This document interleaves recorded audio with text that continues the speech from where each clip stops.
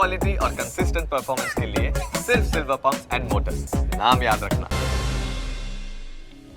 Closing capital presented by Trade bulls.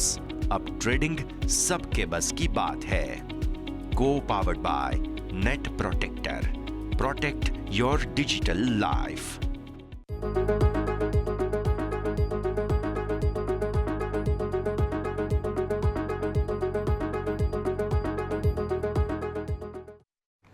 સ્વાગત આપ સૌનું ક્લોઝિંગ કેપિટલમાં। હું યશ આપની સાથે। જબરદસ્ત તેજીનું એક્શન ફાઇનલી ભારતીય માર્કેટ્સમાં આવ્યું છે। બસ સસ્ટેનેબિલિટીનો સવાલ છે।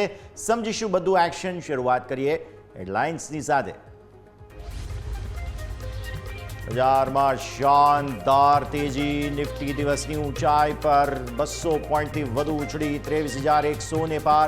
બેંક અને ઓટો શેર્સે ભર્યો જોશ।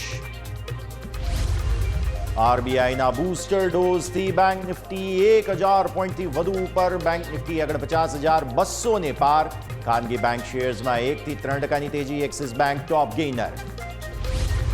સિસ્ટમમાં રોકડ નાખવાના નિર્ણયથી એનબીએફસી શેરમાં તેજીનું તોફાન। બજાજ ફાઇનાન્સ, બજાજ ફિન્સર્વ, મદપ્પુરમ ફિનાન્સમાં જોરદાર તેજી।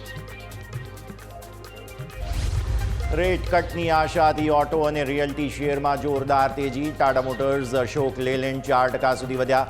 ગોદરેજ પ્રોપર્ટીઝમાં 5%થી વધુની તેજી। મજબૂત બજારમાં મિડ કેપ અને સ્મોલ કેપ તૂટ્યા। CG power, CDSL, Tejas network સહિત અનેક મિડ કેપ અને સ્મોલ કેપ શેરમાં વેચવાલી।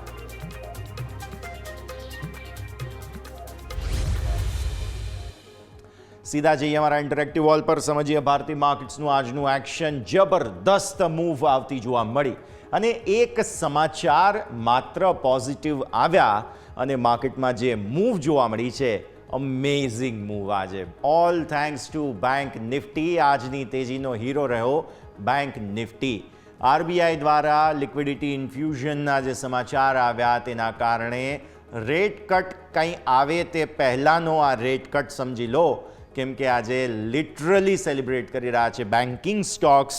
અને જો હું બેંક નિફ્ટીની કરંટ સ્ટેટની વાત કરું, અત્યારે 2.25% ઉપર છે બેંક નિફ્ટી। 2.25% ઉપર છે।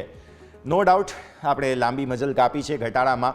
54,000 ને ઉપરથી તમે રિસેન્ટ સ્વિંગ લો જોયા હતા ખાસ્સા ઘટાડાના, એટલે હવે સપોર્ટ લેવાની કોશિશ ફાઇનલી ભારતીય માર્કેટ્સ કરી રહ્યા છે। સપોર્ટ તો લઈ રહ્યા છે, ટકશે નહીં ટકે આ બધાની વચ્ચે નિફ્ટીએ સરસ મૂવ બતાવી છે। લાવો નિફ્ટીના ડેલી ચાર્ટ સ્ક્રીન પર। ડેલી ચાર્ટ્સમાં અમેઝિંગ અપમૂવ તમને જોવા મળશે અને ફાઇનલી આપણી બેઝિક કન્ડિશન હતી કે 23,100 જોઈએ છે। 23,100 આવી ગયું છે। અત્યારે તમે ઇન્ટ્રાડે હાઈસ જુઓ 125, 100 ને ઉપર। બસ બેઝિક કન્ડિશન હજુ પણ છે, ક્લોઝ જોઈએ છે। 23,100 ને નીચેનો તમને ક્લોઝ અહીંયા મળ્યો હતો, પછી બહુ મોટો ઘટાડો આવ્યો। આપણે વાત કરી હતી કે 22,800 આવશે, આવી ગયું। 800થી સપોર્ટ લીધા, ત્યાંથી તમે ફરી એકવાર અહીંયા આજના ડેઝ લો જુઓ 857 છે। 857થી તમે આવી ગયા છો। આપણી બીજી બેઝિક કન્ડિશન હતી 23,100 અને જો આજે 23,100 આ કેન્ડલ અપડેટ કરશો તમે એટલે આ કેન્ડલ આવી રીતે બનશે। સરસ મજબૂતી છે, એટલે આટલી મોટી કેન્ડલ હવે બની ચૂકી છે। મેં જે ચાર્ટ અપડેટ લીધા ત્યાંથી લઈને અત્યાર સુધીમાં ઉપર 10 દિવસની મૂવિંગ એવરેજ આવી રહી છે અહીંયા। આજે તમે ગુલાબી લાઈન જુઓ છો તે, અને તે થાય છે 144। એટલે આ ટેમ્પરરી અવરોધ છે તમારો 144। 23,144 અવરોધ છે, તેને ઉપર બંધ થાય તો ઓર ક્યાં चाहिए? તેજી જ તેજી જોવા મળશે, તે વાત પાકી। તમારા માર્કેટ્સ ક્યારથી ઘટાડામાં છે તમે યાદ કરો। છેલ્લે આમ જોવા જાઓ તો જાન્યુઆરીમાં પહેલા 3 દિવસ તમને સરસ તેજી જોવા મળી હતી અને એ 3 દિવસ બાદ કોઈ એવો દિવસ નથી કે જે સિગ્નિફિકન્ટ અપમૂવ હોય। આ દિવસે પણ કંઈ ખાસ તેજી બહુ મોટી હતી નહીં। પછી આ દિવસ તમે જુઓ અહીંયા પણ કંઈ ખાસ એવું એક્શન હતું નહીં। વચ્ચે 1-2 દિવસ ગ્રીન ઝોન રહ્યા, પણ આજની જે તેજી છે તે ખરેખર નોકઆઉટ તેજી જે છે તેને ગણી શકો તમે। અને જે ફાઇનલી સમાચારની જરૂર હતી કદાચ સ્ટોક માર્કેટને તે મળ્યા છે, એટલા માટે આટલી સરસ તેજી તમને છેક નીચે 857ના જે લો બન્યા ત્યાંથી 23,100 ને પાર। હવે આપણે આ 23,350ની વાત દરરોજ કરતા આવ્યા છીએ, સો એ તો છે જ, it has to be there. પણ 23,100નું મહત્ત્વ જરા તમને બતાવું. આ 23,100 પહેલી વખત અહીંયા, બીજી વખત, ત્રીજી વખત, ચોથી વખત, પાંચમી વખત, છઠ્ઠી વખત, 6 વખત તેને ઉપર બંધ આપવાની અથવા તેને આસપાસ રેઝિસ્ટન્સ લેવાની કોશિશ કરી હતી. એટલે 23,100નો બંધ આવવો જરૂરી છે. 23,100નો બંધ તમને મળી જશે તો તમે 350 સુધી તો જશો જ. તે ક્લિયર કટ ઇન્ડિકેશન તમારે સમજી જ લેવા જોઈએ. પણ જો 350ને ઉપર બંધ આપશે તો પછી હવે જાન્યુઆરીમાં બહુ દિવસ બચ્યા નથી, પણ જાન્યુઆરીનો તમારો ઉપરના સ્તરોનો જે અવરોધ હતો તે સીધો 24,000 હતો, 24K. એટલે બજેટ પહેલાં હવે 23,350 જો આપણી બેઝિક કન્ડિશન ફૂલફિલ થઈ જાય છે, 350નો બંધ મળી જાય છે, તો તમે 24,000 તરફ જઈ શકો છો. ટાર્ગેટ બહુ મોટા છે પણ ઘટાડો પણ બહુ મોટો જોઈ ચૂક્યા છીએ. તમે જુઓ જ છો અહીંયા 24,200 પર હતા તમે જાન્યુઆરીમાં, ભૂલો નહીં. અને 24,200થી તમે 22,800 પર અહીંયા હતા, 22,800 પર તોડ્યું હતું ઇનફેક્ટ. એટલે આટલા મોટા ઘટાડા પછી સ્વાભાવિક છે કિટકેટ બ્રેક બનતા હે. તો બ્રેક અહીંયાથી ખાસ તમને મળી શકે તેમ છે જો તમે 23,350ને ઉપર જાઓ છો તો. હજુ પણ કોન્ફિડન્સ નથી એવો દોસ્તો, નો ડાઉટ સરસ તેજી છે, પણ સેન્ટિમેન્ટ આપણા જે ફંડામેન્ટલ તમે રીઝન જુઓ ને, તમારી તેજી જે આવી છે માત્ર એક પોઝિટિવ સમાચાર છે, નેગેટિવ વસ્તુઓ ઘણી છે. એટલે હજુ પણ એક પ્રોબ્લેમ જરૂર છે, પણ એક રિલીફ રેલી જેને કહેવાય તેવી તમને આજે જોવા મળી છે, જે ક્લિયરલી સ્પષ્ટ થઈ રહ્યું છે. હવે આવો 15 મિનિટના ચાર્ટ પર. 15 મિનિટના ચાર્ટ પર સમજીએ આપણે જરા પરિસ્થિતિ આજની. હવે આ ઓબ્વિયસલી અપડેટેડ ચાર્ટ નથી, પણ હાલની સ્થિતિ પ્રમાણે દિવસની શરૂઆત થઈ તમારી 23,000 પર તમે અટક્યા હતા, ત્યાંથી પછી વેચવાલી આવી. બહુ સરસ તમે સપોર્ટ જે છે તે 22,850 પર લીધા અને 22,850 પર સરસ બેઝ ફોર્મેશન બનાવ્યા બાદ સરસ રીતે તમે ઉપર ગયા. સારી તેજી જોવા મળી તમને. ટોપ બનાવવાની કોશિશ અહીંયાથી કરી હતી 23,100ને પહેલાં, પણ હવે 23,100ને પણ ઉપર સતત નિફ્ટી આગળ વધી રહ્યો છે. 130 પર હાઈ તમારા બન્યા અને એ લેવલ આવે છે અહીંયા. એટલે અપડેટેડ ચાર્ટ પ્રમાણે તમે હજુ પણ આટલી મૂવ બતાવી ચૂક્યા છો. સરસ તેજી, સરસ અપડેટ તમને મળી રહ્યું છે. જરા મંથલી કેન્ડલ બતાવો, એક મહિનાની કેન્ડલ નિફ્ટીની, મહિનાના ચાર્ટ્સ એક મહિનાના જે છે તે હું તમને અહીંયાથી ખાસ બતાવું. તમે જુઓ આપણું બેઝ ફોર્મેશન કઈ રીતે થઈ રહ્યું છે. આપણે કહ્યું હતું 22,800 રાઈટ. જાન્યુઆરીની તમારી કેન્ડલનો લો જે બન્યો છે તે એ જ આગળ બન્યો છે, તે છે 22,800. પછી ઉપર આપણી જે આ લાઈન બની છે તે 23,100 છે, જેને હું અહીંયા લઈને આવું હવે 23,100. સો તાળો મેળવી લઈએ. હું એટલા માટે કરી રહ્યો છું કે આપણા જે લેવલ્સ છે તેને રિકન્સ્ટ્રક્ટ કરી શકીએ. ભરોસો જે છે તે લેવલ પર જતાવવો જરૂરી છે. અને ઉપર પછી ચેલેન્જ આવે તે છે 350. આ છે 23,350. એક મહિનાના ચાર્ટ છે. એક મહિનાના ચાર્ટ પ્રમાણે જ આપણે લેવલ બનાવેલા છે. આ જે છે તે તમે જે જુઓ છો અહીંયાથી ખાસ તે 23,100, 23,350 આ ઝોન છે.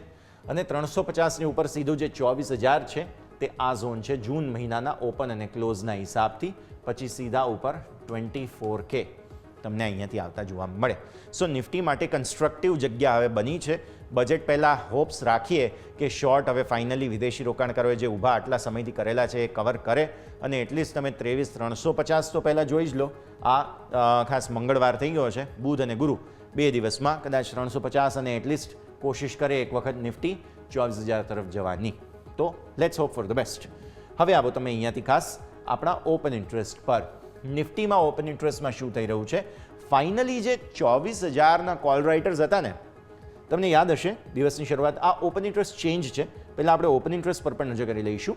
ઓપન ઇન્ટરેસ્ટ ચેન્જમાં તમે જુઓ છો 23,000ના પુટ સારા એવા આવ્યા છે, એટલે એ પરિસ્થિતિ અને 23,000ના કોલ પણ તમને સારા એવા ઘટતા જોવા મળશે.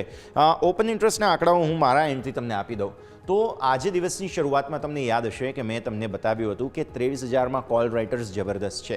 આજે કદાચ ટાર્ગેટ એમને કરવામાં આવ્યા હતા અને 23,000ના કોલમાં જે સૌથી વધારે ઓપન ઇન્ટરેસ્ટ હતો તો તેને જ અહીંયાથી ખાસ ટાર્ગેટ કરવામાં આવ્યા. આ જે કોલ રાઇટર્સ હતા તેમની જબરદસ્ત ધોલાઈ થઈ અને તેના કારણે થઈને હવે જોઈ રહ્યા છીએ કે આ બધા જ કોલ રાઇટર્સ ઘટી ચૂક્યા છે. અત્યારની સ્થિતિ પ્રમાણે 23,000 પર મને ઓપન ઇન્ટરેસ્ટ જોવા મળી રહ્યો છે. લાઈવ આંકડા હું તમને કહું તો 80.9 લાખ કોલ છે અને સામે પુટ જે છે તે 1.22 કરોડ છે. તો આવી સ્થિતિમાં પુટની સંખ્યા બહુ જ સરસ રીતે આજે આવી છે, જે 1.22 કરોડમાંથી 70 લાખ આજના છે પુટ અને 70 લાખ માફ કરશો અહીંયાથી આજના પુટ આવ્યા છે અને જે ઓપન ઇન્ટરેસ્ટ છે તે 3 લાખ આસપાસ કપાયો છે અહીંયા કોલની અંદર 3 લાખ કોલ જે છે તે તમને કપાતા નજરે પડ્યા છે. સો એટલા માટે થઈને હવે ફાઇનલી જે આ 23,000ના કોલ રાઇટર્સે ગીવઅપ કર્યું તેના માટે થઈને તમને અહીંયાથી બહુ સરસ તેજી આવતી જોવા મળી રહી છે. તો હવે આજે 22,900 અને 23,000 આ બંને જે પુટ રાઇટર્સ આવ્યા હતા તેમણે માર્કેટને કોન્ફિડન્સ આપ્યો છે. આ તરફ ઇન્ટરેસ્ટિંગલી આગળના કોલમાં વેચવાલી થઈ છે જે પ્રોફિટ બુકિંગ બતાવે છે, શોર્ટ કવરિંગ બતાવે છે. જુઓ 23,400, 23,300, 23,200 બધામાંથી એક્ઝિટ કોલમાં થઈ ચૂકી છે.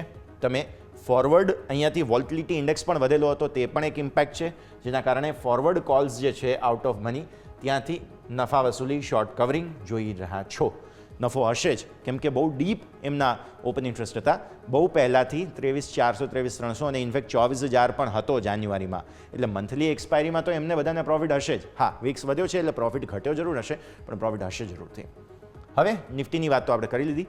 आओ जरा बैंक निफ्टी ना सेटअप ने समझिए because story of the day, headline of the story, गाड़ी तेरा भाई चलाएगा, बैंक निफ्टीએ અમેઝિંગ અપ મૂવ આપી આજે. અને જે આરબીઆઈના સમાચાર આવ્યા હતા એ સમાચારોનું મહત્ત્વ તમે જુઓ. ઓપન માર્કેટ ઓપરેશન્સ કરવાની છૂટ આપી બધી બેન્ક્સને, રૂપિયાને મજબૂત કરવા માટેનો એક સ્ટેપ જરા સરકારે શું લીધો કે માર્કેટમાં તાકાત જુઓ કેટલી સરસ આવી છે.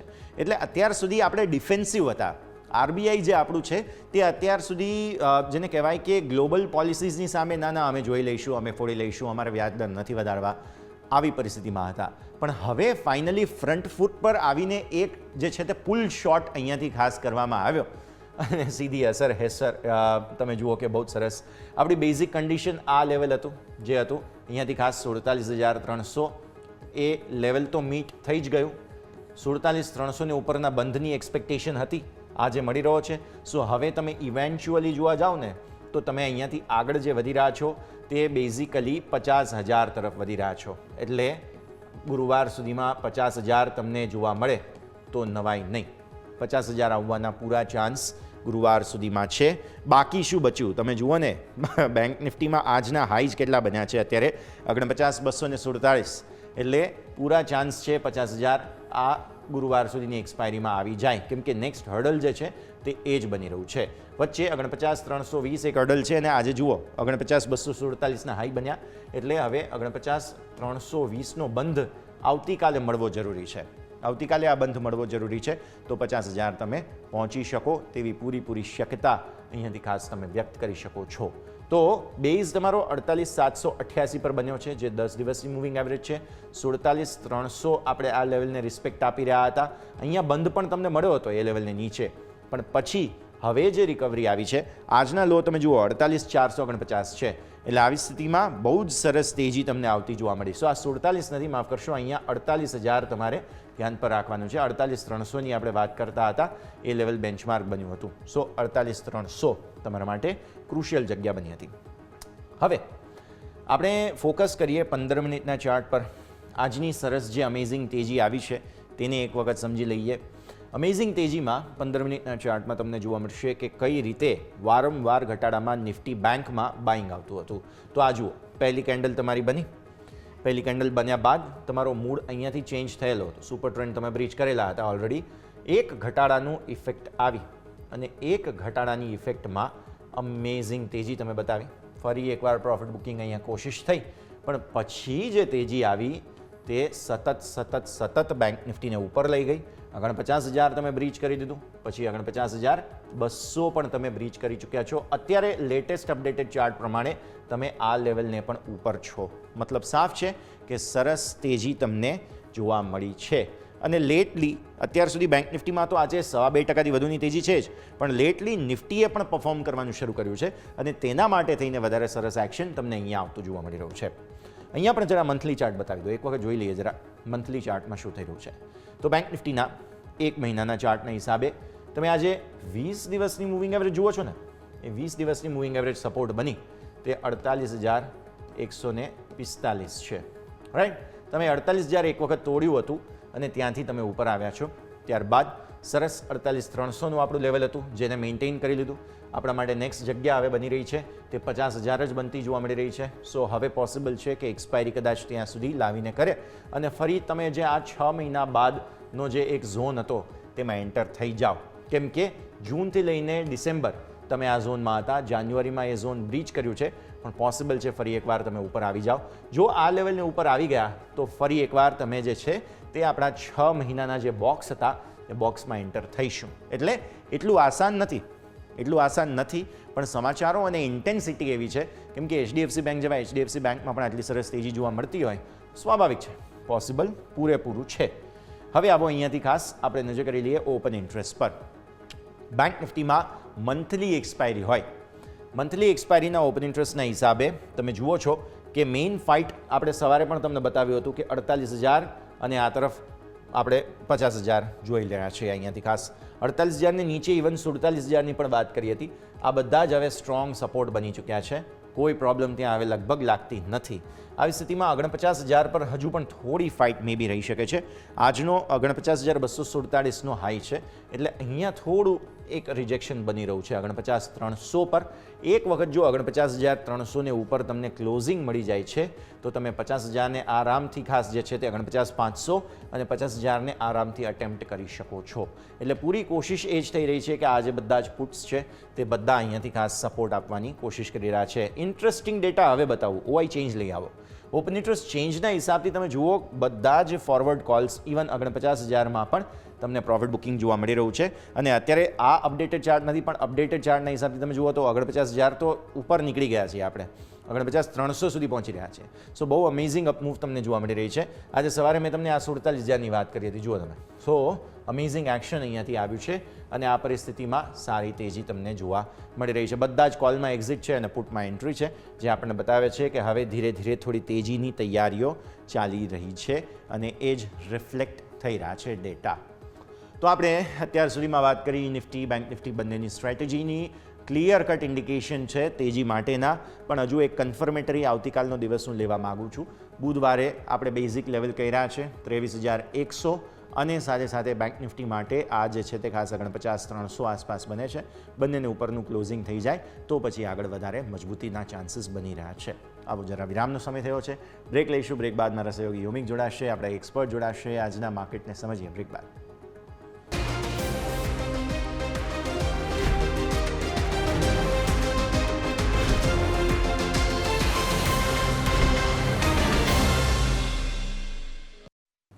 બ્રેક બાદ આપનું સ્વાગત છે. ભારતીય માર્કેટ્સમાં અમેઝિંગ એક્શન સોફાર હજુ પણ યથાવત છે. તેજીની તૈયારીઓ જે છે તે યથાવત. 49,000ને ઉપરથી એક રિજેક્શન આવ્યું છે બેંક નિફ્ટીમાં. અત્યારે 49,000ને નીચે જવાની કોશિશ. નિફ્ટીએ પણ 23,100નું લેવલ ઉપર બ્રીચ કર્યું, ત્યાંથી નીચે આવ્યા તુરંત. અને મેં કહ્યું પણ હતું તમને કે 23,100 સાચવી રાખવું જરૂરી છે. જોઈએ ઘટાડો આવ્યો છે, ફરી એકવાર બાઇંગ આવે છે કે નહીં. આ તો માર્કેટમાં તેજી મંદીની ગેમ છે, તે તો ચાલતી જ રહેવાની છે. પણ મીનવાઇલ આગળ વધીએ અને સ્ટોક સ્પેસિફિક જે કાઉન્ટર્સ છે કે જેમાં તમને આજે સારો એવો બઝ બનતો જોવા મળ્યો હતો તેના પર જઈએ. હમણાં જ પરિણામો આવ્યા છે TVS મોટર્સના. TVS મોટર્સના પરિણામોમાં તમે જોશો કે નફો જે છે તે 593 કરોડ રૂપિયાથી 4.2% વધ્યો છે. આવક તમે જુઓ અહીંયાથી 10.3% વધી છે. એબિટા એમના જોઈ લો 17% વધ્યા છે અને માર્જિન તમે જુઓ તો ત્યાં પણ સુધારો જોવા મળી રહ્યો છે. આવી સ્થિતિમાં TVS મોટર્સના એક વખત હું ખાસ લેવલ્સ લઈ આવું સ્ક્રીન પર. અમેઝિંગ તેજી 2,374ના હાઈ બન્યા છે, 2,340ના અત્યારે ફિલહાલ જે છે તે લેવલ ચાલી રહ્યા છે અને 2,217ના લેવલ પર તમને આજના લો બન્યા. પરિણામ બાદ બહુ સરસ તેજી આજે આવતી જોવા મળેલી છે. એટલે આવી સ્થિતિમાં તમારી ખાસ નજર હોવી જોઈએ. આજે TVS મોટર્સ પરિણામ બાદ બહુ જ સરસ તેજી બતાવી રહ્યો છે અને આ સ્ટોકમાં એક સીધી તેજી આમ જે છે તે આવતી જોવા મળી છે, જે આપણે કહીએ કે ખાસ સીધો પર્વત બની ગયો તો આવી પરિસ્થિતિ બની છે. ડેઇલી ચાર્ટ્સ પર એક વખત જો નજર કરીએ તો અહીંયા જોવા મળે છે બહુ ઇન્ટરેસ્ટિંગ ડબલ બોટમ બનાવ્યા છે. એક તો 2175નું લેવલ છે સૌથી પહેલાં TVS મોટર્સ માટે, અને ત્યારબાદ બીજું લેવલ જે બને છે તે ઓલમોસ્ટ 2270 2260 આસપાસ બને છે. એક આ બંને લેવલ જે છે તે સપોર્ટ બની ગયા છે, 2175 અને 2275 એવું જ માની લો તમે. તો ત્યાંથી એટલો સરસ સપોર્ટ લઈ અને અત્યારે ફિલહાલ 2375 પર પહોંચ્યો છે સ્ટોક. હવે જો ફરી એકવાર 2375 ઉપર નીકળે છે તો પછી જબરદસ્ત તેજીને કારણે આ સ્ટોકમાં ધીરે ધીરે 2500 તરફના લેવલ્સ પણ જોવા મળી શકે. ડેઇલી ચાર્ટ્સ બહુ ઇન્ટરેસ્ટિંગ ફોર્મેશન બતાવી રહ્યા છે બાય ધ વે સ્ટોક માટે. એટલે આજનો જે ઉછાળો આવ્યો છે તેને એક વખત તેજીની હજુ પણ ઓપોર્ચ્યુનિટી તમે જોઈ શકો છો. અહીંયાથી TVS મોટર્સ સૌથી પહેલાં તો આપણા સૌ કોઈના સ્ક્રીન પર હોવો જોઈએ કે જેમાં તમને મોટું એક્શન પોસિબલ જોવા મળી રહ્યું છે. તમે ચાર્ટ્સ પણ જુઓ, અહીંયાથી ખાસ તો ચાર્ટમાં જોવા મળી જ રહ્યું છે એક સીધી તેજી, અને એ પહેલાં બે બોટમ જે બન્યા છે હું ખાસ હાઇલાઇટ કરવા માગી રહ્યો હતો. તો એ બંને બોટમ પણ તમે જુઓ અહીંયાથી ખાસ, એક છે જે મેં કહ્યું તે પ્રમાણે 2175 અને 2275 બે લેવલ્સથી હવે ઉપર જઈ રહ્યો છે અને 2500 તરફ ધીરે ધીરે આગળ વધતો તમને અહીંયાથી ખાસ જોવા મળી રહ્યો છે. તો સૌથી પહેલાં તો તમારા સ્ક્રીન પર આ જે ચાર્ટ્સ છે તેને જ તમારે ફોલો કરવા જોઈએ. આગળ વધીએ. બીજું એક કાઉન્ટર મારે ખાસ હાઇલાઇટ કરવું છે કે જેમાં એક્શન તમને આજના દિવસે જોવા મળ્યું તે છે TTK Prestige, to be very specific. 7% નીચે છે અત્યારે ફિલહાલ. રીઝન શું છે? પરિણામો આવ્યા, પરિણામોમાં નફો તમે જુઓ, નફો ઘટ્યો છે, ખાસો એવો ઘટાડો છે. આવક 740 કરોડથી ઘટીને 727 કરોડ થઈ છે.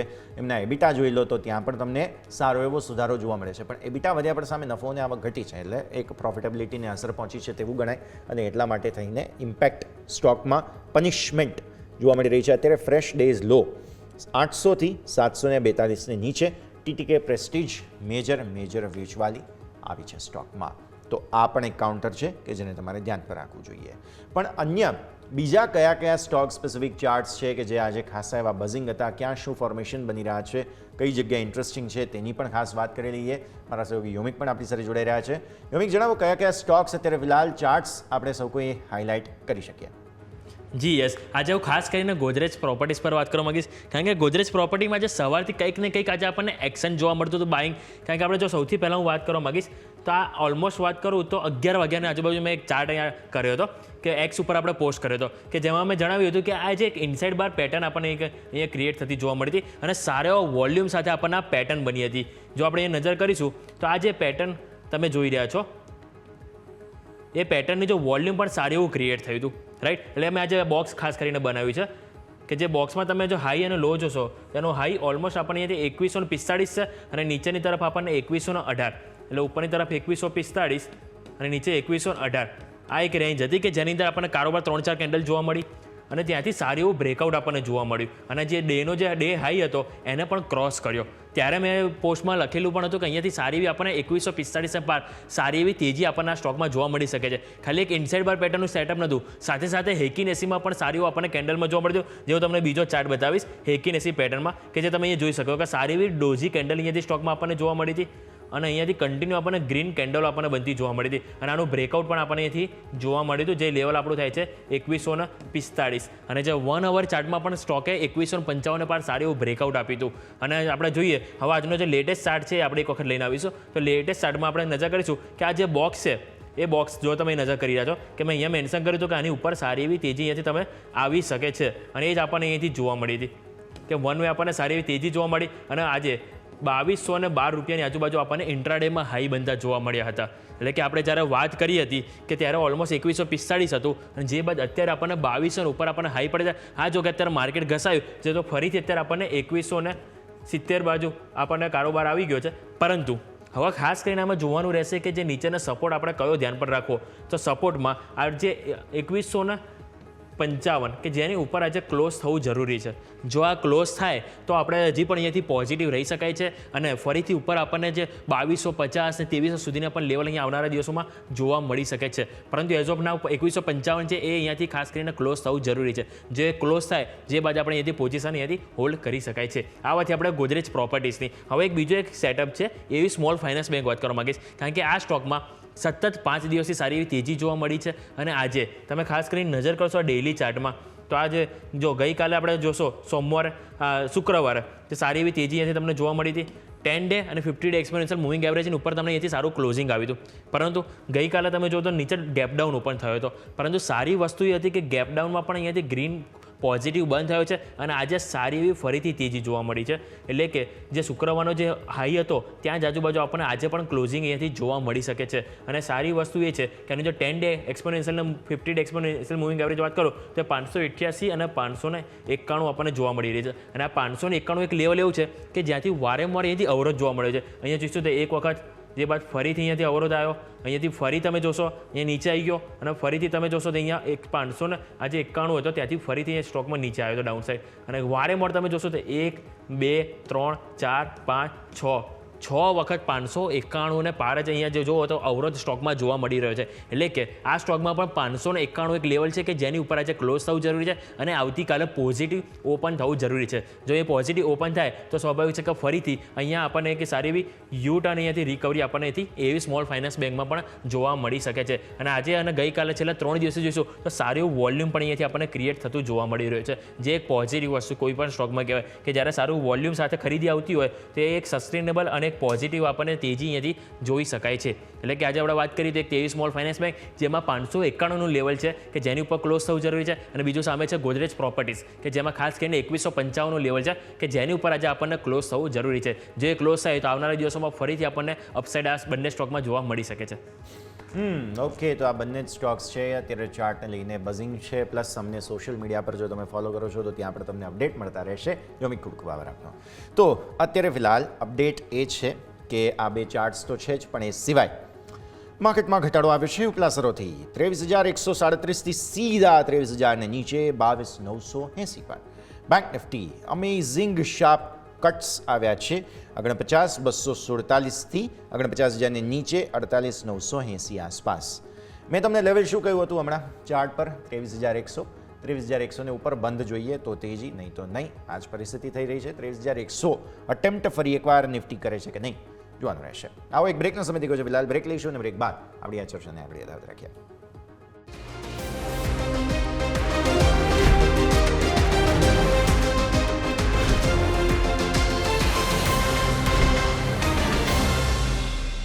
બ્રેક બાદ આપનું સ્વાગત છે. ભારતીય માર્કેટ્સમાં વોલ્ટિલિટી ફરી વધારે આજે જોવા મળી છે. આજે ફોર અ ચેન્જ વોલ્ટિલિટીની કમ્પ્લેન ઓછી છે કેમ કે માર્કેટ લીલા નિશાનમાં છે. But still yes we have to address that કે 18.5નો વિક્સ તમારો આજે જોવા મળ્યો હતો. 18.50નો હાઈ હતો વિક્સમાં અને ત્યાંથી પછી હવે 18.27 પર તમને વોલ્ટિલિટી ઇન્ડેક્સ જોવા મળે છે. બીજી એક વાત હું હાઇલાઇટ કરવા માગું છું, small cap index. Small cap ઇન્ડેક્સના ડેઝ લો પ્રમાણે એ 3.5%થી વધુ નીચે હતો. ઇન્ડેક્સ 15,687થી અત્યારે 16,000ને ઉપર નીકળ્યા. 16,348ના હાઈ છે, ત્યાંથી ફરી નીચે. પણ હા, અત્યારે 0.5% આસપાસની વેચવાલી. મિડ કેપ ગ્રીન ઝોન પર આવી ગયા હતા. 52,092ના હાઈ બનાવ્યા બાદ ફરી નીચે 51,700 આસપાસ. ડેફિનેટલી કોશિશ હજુ પણ અહીંયાથી ખાસ થઈ રહી છે કે તેજી બતાવીએ. તો જોઈશું એક વખત કયા પ્રકારનું એક્શન અત્યારે જોવા મળે છે. પણ હા, ડેફિનેટલી બહુ જ મેજર તેજી તમને જે છે તે આજે જોવા મળેલી છે. હવે રિવર્સલ કોઈ આવે છે કે નહીં તે તમને બતાવશે કે આગળ મંગળવાર અને બુધવાર માટે માર્કેટનો ટોન શું હોવો જોઈએ, જેના પર નજર રાખીશું. દર્શક મિત્રો, આપણે માર્કેટની કમેન્ટ્રી પર તો સતત નજર કરી જ રહ્યા છીએ, પણ સાથે અમુક સ્ટોક્સ ખાસ ફોકસમાં બની રહ્યા છે જેમાંથી મલ્ટિપલ બ્રોકરેજ રિપોર્ટ્સ આવ્યા છે. એ સ્ટોક્સ પર હવે નજર કરીશું. મારા સહયોગી યોમિક આપણી સાથે જોડાયેલા છે. યોમિક, જણાવો કયા સ્ટોક્સ પર બ્રોકરેજ રિપોર્ટ્સ આજે? જી યસ, આજે ટોટલ હું 4 સ્ટોકની વાત કરવા માંગીશ કે જેની ઉપર મલ્ટિપલ બ્રોકરેજ હાઉસે અહીંયાથી રિપોર્ટ આપ્યા છે. સૌથી પહેલાં હું વાત કરવા માંગીશ તો એ છે ટાટા સ્ટીલ. કે ટાટા સ્ટીલ ઉપર જેફરીઝ અહીંયાથી બાયના રેટિંગ આપ્યા છે. લેક્સેંગ ₹160 પ્રતિ શેર આપ્યા છે. તેમનું કહેવું એવું છે કે ચાલુ ક્વાર્ટરમાં દેવું 3% ઓછું થયું છે. અને આપણે સવારે પણ વાત કરી હતી તો જે અલગ અલગ જે બ્રોકરેજ હાઉસે એથી બાયની જ સલાહ આપી છે. અને એમનું કહેવું એવું હતું કે જે કંપનીને જે પરિણામ આવ્યા છે એમાં જે ભારતીય કારોબારમાં એમનું સૌથી સારું એવું પરફોર્મન્સ રહ્યું છે. અને એમને જે રેકોર્ડ સેલ્સ હોય છે, રેકોર્ડ સેલ્સ આપી રહી સૌથી સારો એમને જોવા મળ્યા છે. એના કારણે તેઓ ખાસ કરીને બુલિશ વ્યૂ બતાવ્યું છે, જેની સાથે જેફરીઝે પણ અહીંયાથી બાયની સલાહ આપી રહી છે. હવે બીજું વાત કરવા માંગીશ તો એસીસી ઉપર નોમુરાનો અહીંયાથી રેટિંગ આવ્યું છે કે જેમણે અહીંથી રિડ્યુસના રેટિંગ આપ્યા છે. એટલે કે અહીંયાથી નેગેટિવ રેટિંગ આપવામાં આવે છે. લક્ષ્યાંક ઘટાડીને 1,920ના આપવામાં આવે છે. એમનું કહેવું એવું છે કે સિમેન્ટ વોલ્યુમ અનુમાન કરતાં અહીંયાથી વધારે આવનારા દિવસોમાં જોવા મળી શકે છે. પરંતુ એઝ ઓફ નાવ હાલ જે ક્વાર્ટર 3ના જે પરિણામ આવ્યા છે જેના કારણે તેઓથી રિડ્યુસના રેટિંગ અહીંયાથી આપ્યા છે. અને લક્ષ્યાંક ₹1,920 કહેવાય. એટલે કે પહેલાં તેઓ જે અગાઉ જે ટાર્ગેટ આપ્યું એ ઘટાડીને તેઓ અત્યારે 1,920 ઉપર અહીંયાથી હાલ મૂલ્યાંકન કરી રહ્યા છે. બીજું એસીસી ઉપર મોર્ગન સ્ટેનલીનો પણ રિપોર્ટ છે. અહીંયા આપણે જોઈશું તેમણે ઇક્વલ વેટના રેટિંગ આપ્યા છે. હવે એમનું શું કહેવું છે, તો સૌથી પહેલાં લક્ષ્યાંક એમણે 2510નો આપ્યો છે. એમનું કહેવું છે કે કંપનીના MSA વોલ્યુમ મજબૂત છે, એટલે હમણાં તેઓ ખાસ કરીને MSA સેગમેન્ટ અહીંયાથી તેઓ ટાર્ગેટ કરી રહ્યા છે, અને જેના કારણે તેઓ અહીંયાથી નેગેટિવ નહીં પરંતુ અહીંયાથી ઇક્વલ વેટના અહીંથી રેટિંગ આપી રહ્યા છે, અને લક્ષ્યાંક ₹2510ના આપી રહ્યા છે. અને બીજું લાસ્ટ આપણે જોઈશું તો JK સિમેન્ટ ઉપર આપણને બ્રોકરેજ રિપોર્ટ આવ્યો છે, જેમાં સેલ રેટિંગ અહીંયાથી આપવામાં આવ્યા છે.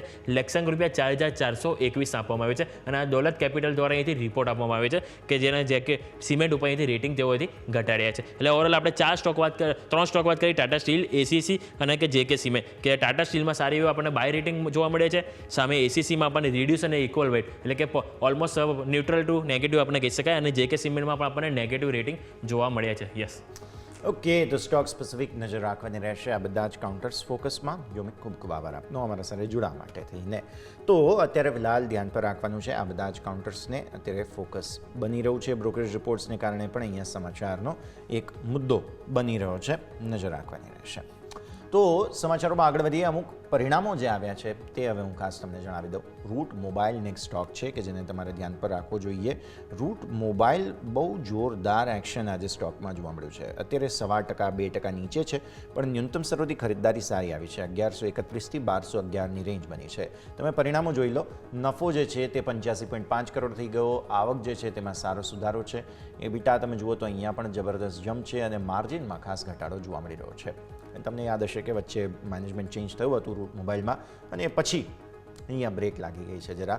એવું કંઈ ખાસ હવે એક્શન તમને જોવા મળી રહ્યું નથી. તો આવી સ્થિતિમાં પરિણામ બાદ રૂટ મોબાઈલમાં થોડું પ્રોફિટ બુકિંગ જરૂર જોવા મળી રહ્યું છે, નજર તમારે રાખવાની રહેશે. નેક્સ્ટ સ્ટોક આજના દિવસે ફોકસમાં પરિણામો બાદ આવ્યો હતો તે હતો રાઇટ્સના પરિણામ બાદ અત્યારે 0.5% નીચે છે. રેલવે સ્ટોક્સમાં મોટું નામ 258થી 243ની રેન્જ બની છે. નફો જુઓ તમે 15.1% ઘટી અને 109 કરોડ થઈ ગયો છે. આવક તમે જુઓ 15.7% ઘટી અને 575 કરોડ થઈ ગઈ છે. EBITDA તમે જુઓ 30.5% ઘટી અને 117 કરોડ થઈ ગયા છે, અને માર્જિન જે છે તે ઘટીને 20.4% થઈ ગયા છે. એટલે તમને ઓવરઓલ નંબર્સ ખરાબ આવતા જોવા મળ્યા. ક્વાર્ટર ઓન ક્વાર્ટર બેઝિસ પર પરફોર્મન્સમાં એક ડેન્ટ આવ્યો છે, જેની સીધી અસર તમને પરિણામમાં જોવા મળી રહી છે. તો રાઇટ્સમાં પરફોર્મન્સ ખરાબ અત્યારે ફિલહાલ જોવા મળી રહ્યું છે, જેની અસર તમને જોવા મળી. નેક્સ્ટ સ્ટોક L&T પર નજર કરો. સમાચારો આવ્યા છે. 2500 કરોડ રૂપિયાનો ઓર્ડર મળ્યો છે ઉઝબેકિસ્તાનના પહેલા AI એનેબલ્ડ જે કહેવાય કે સસ્ટેનેબલ 10 મેગાવોટ ડેટા સેન્ટર છે તે બનાવવા માટેનો ઓર્ડર મળ્યો છે, અને સતત ડેટા સેન્ટર બિઝનેસના એક્સપાન્શન પર ફોકસ છે. ચેન્નઈમાં 12 મેગાવોટનું ડેટા સેન્ટર જે છે તેના ટેસ્ટિંગ ફેઝમાં પૂર્ણ થવાની તૈયારીમાં છે, અને ટૂંકા ગાળામાં નવી મુંબઈ અને બેંગલુરુમાં ડેટા સેન્ટરના સેટઅપની પણ તેઓ યોજના ધરાવી રહ્યા છે. તો ડેટા સેન્ટર બિઝનેસમાં એક બાજુ ડિફેન્સમાંથી એમને સેટબેક મળ્યો હતો. તમને યાદ હશે L&T ડિફેન્સને એક ઓર્ડર ન મળ્યો. હમણાં છેલ્લો જે ડિફેન્સનો હતો તેઓ જે છે તે રિજેક્ટ થઈ ગયા હતા, અને હવે તમે જુઓ છો અહીંયાથી આજે ડેટા સેન્ટરના સમાચારો આવ્યા છે. તો L&T અત્યારે ફિલહાલ ખાસ ફોકસમાં 3410થી 3482ની રેન્જ. આજે થોડું પ્રોફિટ બુકિંગ ડેફિનેટલી તમને સ્ટોકમાં આજે જોવા મળી રહ્યું છે. આગળ વધીએ. આપણી સાથે માર્કેટ એક્સપર્ટ અસીમ મહેતા જોડાઈ રહ્યા છે. અસીમ સર, સ્વાગત. અને સૌથી પહેલાં તો good afternoon. What a day કે જ્યારે આપણે વાત કરી રહ્યા છીએ ફાઇનલી ગવર્નર સાહેબ અને RBIએ એક મચ નીડેડ ઇન્ટરવેન્શન આપ્યું. ઇન્ટરવેન્શન એ છે કે ઓપન માર્કેટ ઓપરેશન્સ એટલે કે OMO જેને કહેવામાં આવે છે, રૂપિયા માટે કરવાની છૂટ આપી. બેન્ક્સને લિક્વિડિટી માટેની મર્યાદા મળી. રૂપિયાને પણ સ્ટેબિલિટી મળશે આ સ્ટેપથી, અને બેન્ક્સને પણ લિક્વિડિટી મળશે, જેના કારણે થઈને 60,000 કરોડનો આંકડો પણ માર્કેટમાં ફ્લોટ થયો, અને બેન્કિંગ સ્ટોક્સ જબરદસ્ત તેજીમાં જોવા મળ્યા. હવે પહેલાં તો એ સ્ટેપ સમજીએ, અને તેના કારણે માર્કેટ પર શું ઇમ્પેક્ટ આવશે તે પણ સમજીએ. સર, ગુડ આફ્ટરનૂન યશ. સાચી વાત છે કે અત્યારની જે પરિસ્થિતિ હતી એમાં જે આપણે શબ્દ વાપર્યો much needed, definitely much needed હતું, કારણ કે લિક્વિડિટી પમ્પિંગ કરવાની માર્કેટમાં બહુ જરૂર હતી. 60,000 કરોડની ટોટલ જે લિક્વિડિટી માર્કેટમાં પમ્પિંગ કરવા માટેની વાત છે, અને બોન્ડ પરચેસ કરવાની વાત છે. ડેફિનેટલી આ એક પોઝિટિવ સાઇન ગણી શકાય. બેન્કિંગ સેક્ટરમાં આજે ડેફિનેટલી એક સારી આપણને પોઝિટિવ મુવમેન્ટ દેખાય છે. પણ એક વસ્તુ હજી પણ મને એવું લાગી રહ્યું છે કે આફ્ટર એનાઉન્સમેન્ટ તમે બોન્ડ યીલ્ડમાં જુઓ તો એટલી મોટી ઇમ્પેક્ટ દેખાઈ નથી રહી. એટલે એની પાછળનું કારણ પણ સમજવું પડે, કારણ કે જ્યારે આટલું એક ઓપન માર્કેટ ઓપરેશન માટે પગલું લેવાયું હોય તેમ છતાં બોન્ડ yieldમાં કોઈ ફેરફાર થયા નથી કે શોર્ટ ટર્મમાં બહુ મોટી ઇમ્પેક્ટ આવે એવી શક્યતા ઓછી લાગી રહી છે. એટલે no doubt it is definitely a positive step in current scenario. પણ હજી આપણે થોડું વેઇટ એન્ડ વોચ કરીશું, કારણ કે જે ઇન્ડિકેટિવ પેરામીટર્સ હોય છે એમાં થોડું હજી મને એમ લાગી રહ્યું છે કે we'll have to wait for that. હવે માર્કેટની જરા વાત કરીએ સર. ડોનાલ્ડ ટ્રમ્પ સાહેબ તો જેને કહેવાય ને કે એકદમ મૂડમાં છે. પેલી જેને કહેવાય ને ટેરિફની વાત તેમણે લાવેલી જ છે, અને વાયદો હવે બીજા દેશ પર તો બહુ જલ્દી ઇમ્પ્લિકેટ કરી શકે એવું છે નહીં. ચાઇનાનું હવે AI જે આવ્યું છે તેની હું આગળ વાત કરવાનો છું, સો એ આપણે હવે અત્યારે પછી મેન્શન નથી કરતા, બટ તેના કારણે ચાઇના પર થોડું લિબરલ થવું પડ્યું. તો હવે આપણા ફાર્મા સ્ટોક્સ, આપણા IT સ્ટોક્સ પર હવે એમની નજર પડી છે, અને ભારત પર જરા, જો કે મોદી સાહેબે વાત કરી લીધી છે, ફેબ્રુઆરીમાં જવાના પણ છે મળવા માટે, પણ આ એમનું જરા મૂડ છે તો ખરો એવો પ્રકારનો, અને એના માટે થઈને પનિશમેન્ટ ફાર્મા સ્ટોકને આજે બહુ મળી. તો એ હવે સમજીએ ખાસ કઈ દિશામાં ભારતીય માર્કેટ્સ જઈ રહ્યા છે. આજે આ લિક્વિડિટી ઇન્ફ્યુઝનના સમાચારથી તેજી આવી તો ખરી, પણ શું બજેટ પહેલાં કોઈ કન્સ્ટ્રક્ટિવ કારણ છે ભારતીય અર્થતંત્ર પાસે, ભારતીય માર્કેટ્સ પાસે?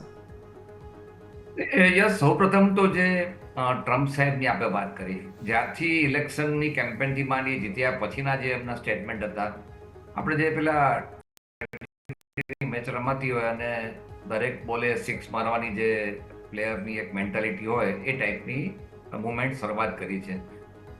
પણ ઘણી વખત બોલવું અને ઇમ્પ્લિમેન્ટ કરવું આ બધામાં બહુ ડિફરન્સ હોય છે, અને એ અત્યારે મને દેખાઈ રહ્યો છે. તમે જોયું હશે કે જે સ્ટેપ લીધા એક્સેપ્ટ માઇગ્રન્ટ્સના, કારણ કે માઇગ્રન્ટ્સ તો પ્રોબ્લેમ રિયલ સેન્સમાં બહુ મોટો ક્રિટિકલ છે.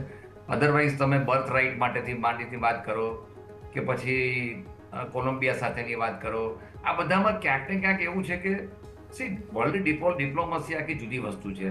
એટલે એનાઉન્સમેન્ટ કર્યું, લોંગ ટર્મ વ્યૂ કંઈ હોઈ શકે, પરંતુ તમે રાતોરાત કશું કરવા માંગો તો એ કંઈ બહુ એટલું ફ્રૂટફુલ થતું નથી હોતું, એ આપણને જોવાયું. As far as India is concern, no doubt pharma sector આપણે એક સારી તેજી જોયા પછી આજે મોટું કરેક્શન દેખાયું છે. પણ યસ, મારું એવું ચોક્કસ માનવું છે કે જે રીતે હેલ્થ સેક્ટર અમેરિકામાં છે અને જે રીતે એમની ત્યાં કોસ્ટ અને પ્રાઇસિંગ છે, એ સંજોગોમાં ભારતના ફાર્માસ્યુટિકલ કંપનીઓને તમે ઇગ્નોર કરી શકો એવી કોઈ જગ્યા મને દેખાતી નથી.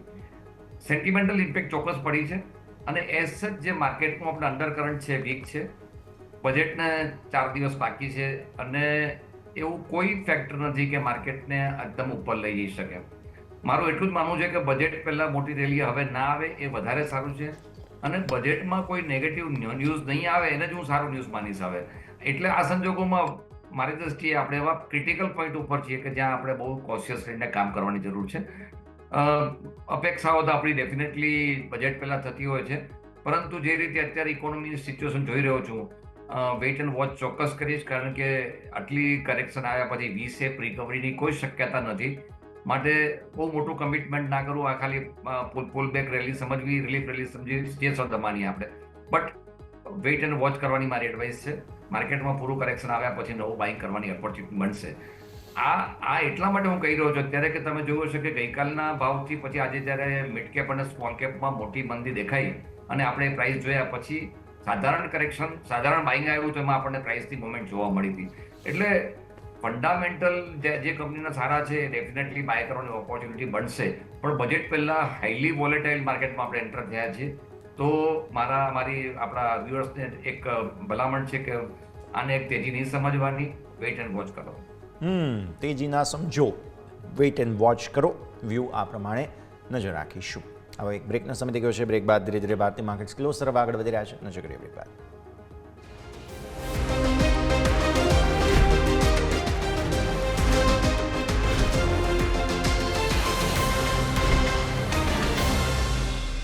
બ્રેક બાદ આપનું સ્વાગત છે. ભારતીય માર્કેટ્સ બાર નજર કરો તમે અત્યારે ફિલહાલ વોલ્ટિલિટી ભરપૂર. વિક્સ તમારો 1850ના હાઈથી 1822 પર છે. નિફ્ટીએ હમણાં જે ઘટાડો બતાવ્યો તે બાદ અટકવાની કોશિશ જે થઈ રહી છે તે 22800 પર કોશિશ જે ગઈકાલે થઈ, હું 5 મિનિટના ચાર્ટ પર નજર કરું છું તો 22900ને પહેલાં જરા અટકવાની કોશિશ થઈ રહી છે, તો ત્યાં નજર ખાસ આપણે રાખવાની રહેશે. પણ આવો પરિણામોનું વિશ્લેષણ શરૂ કરીએ. સૌથી પહેલાં TVS મોટર્સ, જે સ્ટોક પણ સેલિબ્રેટ થઈ રહ્યો છે અને પરિણામો પણ સારા આવ્યા છે. સર, સૌથી પહેલાં હું પરિણામ જણાવી દઉં. 593 કરોડથી 4.2% નફો વધ્યો છે. આવક 10.3% વધીને 9,097 કરોડ થઈ છે. એબિટા 17% વધીને 1,081 કરોડ થયા છે. માર્જિન 11.2થી વધી 11.9% થયા છે. ઓવરઓલ પરફોર્મન્સ સારું.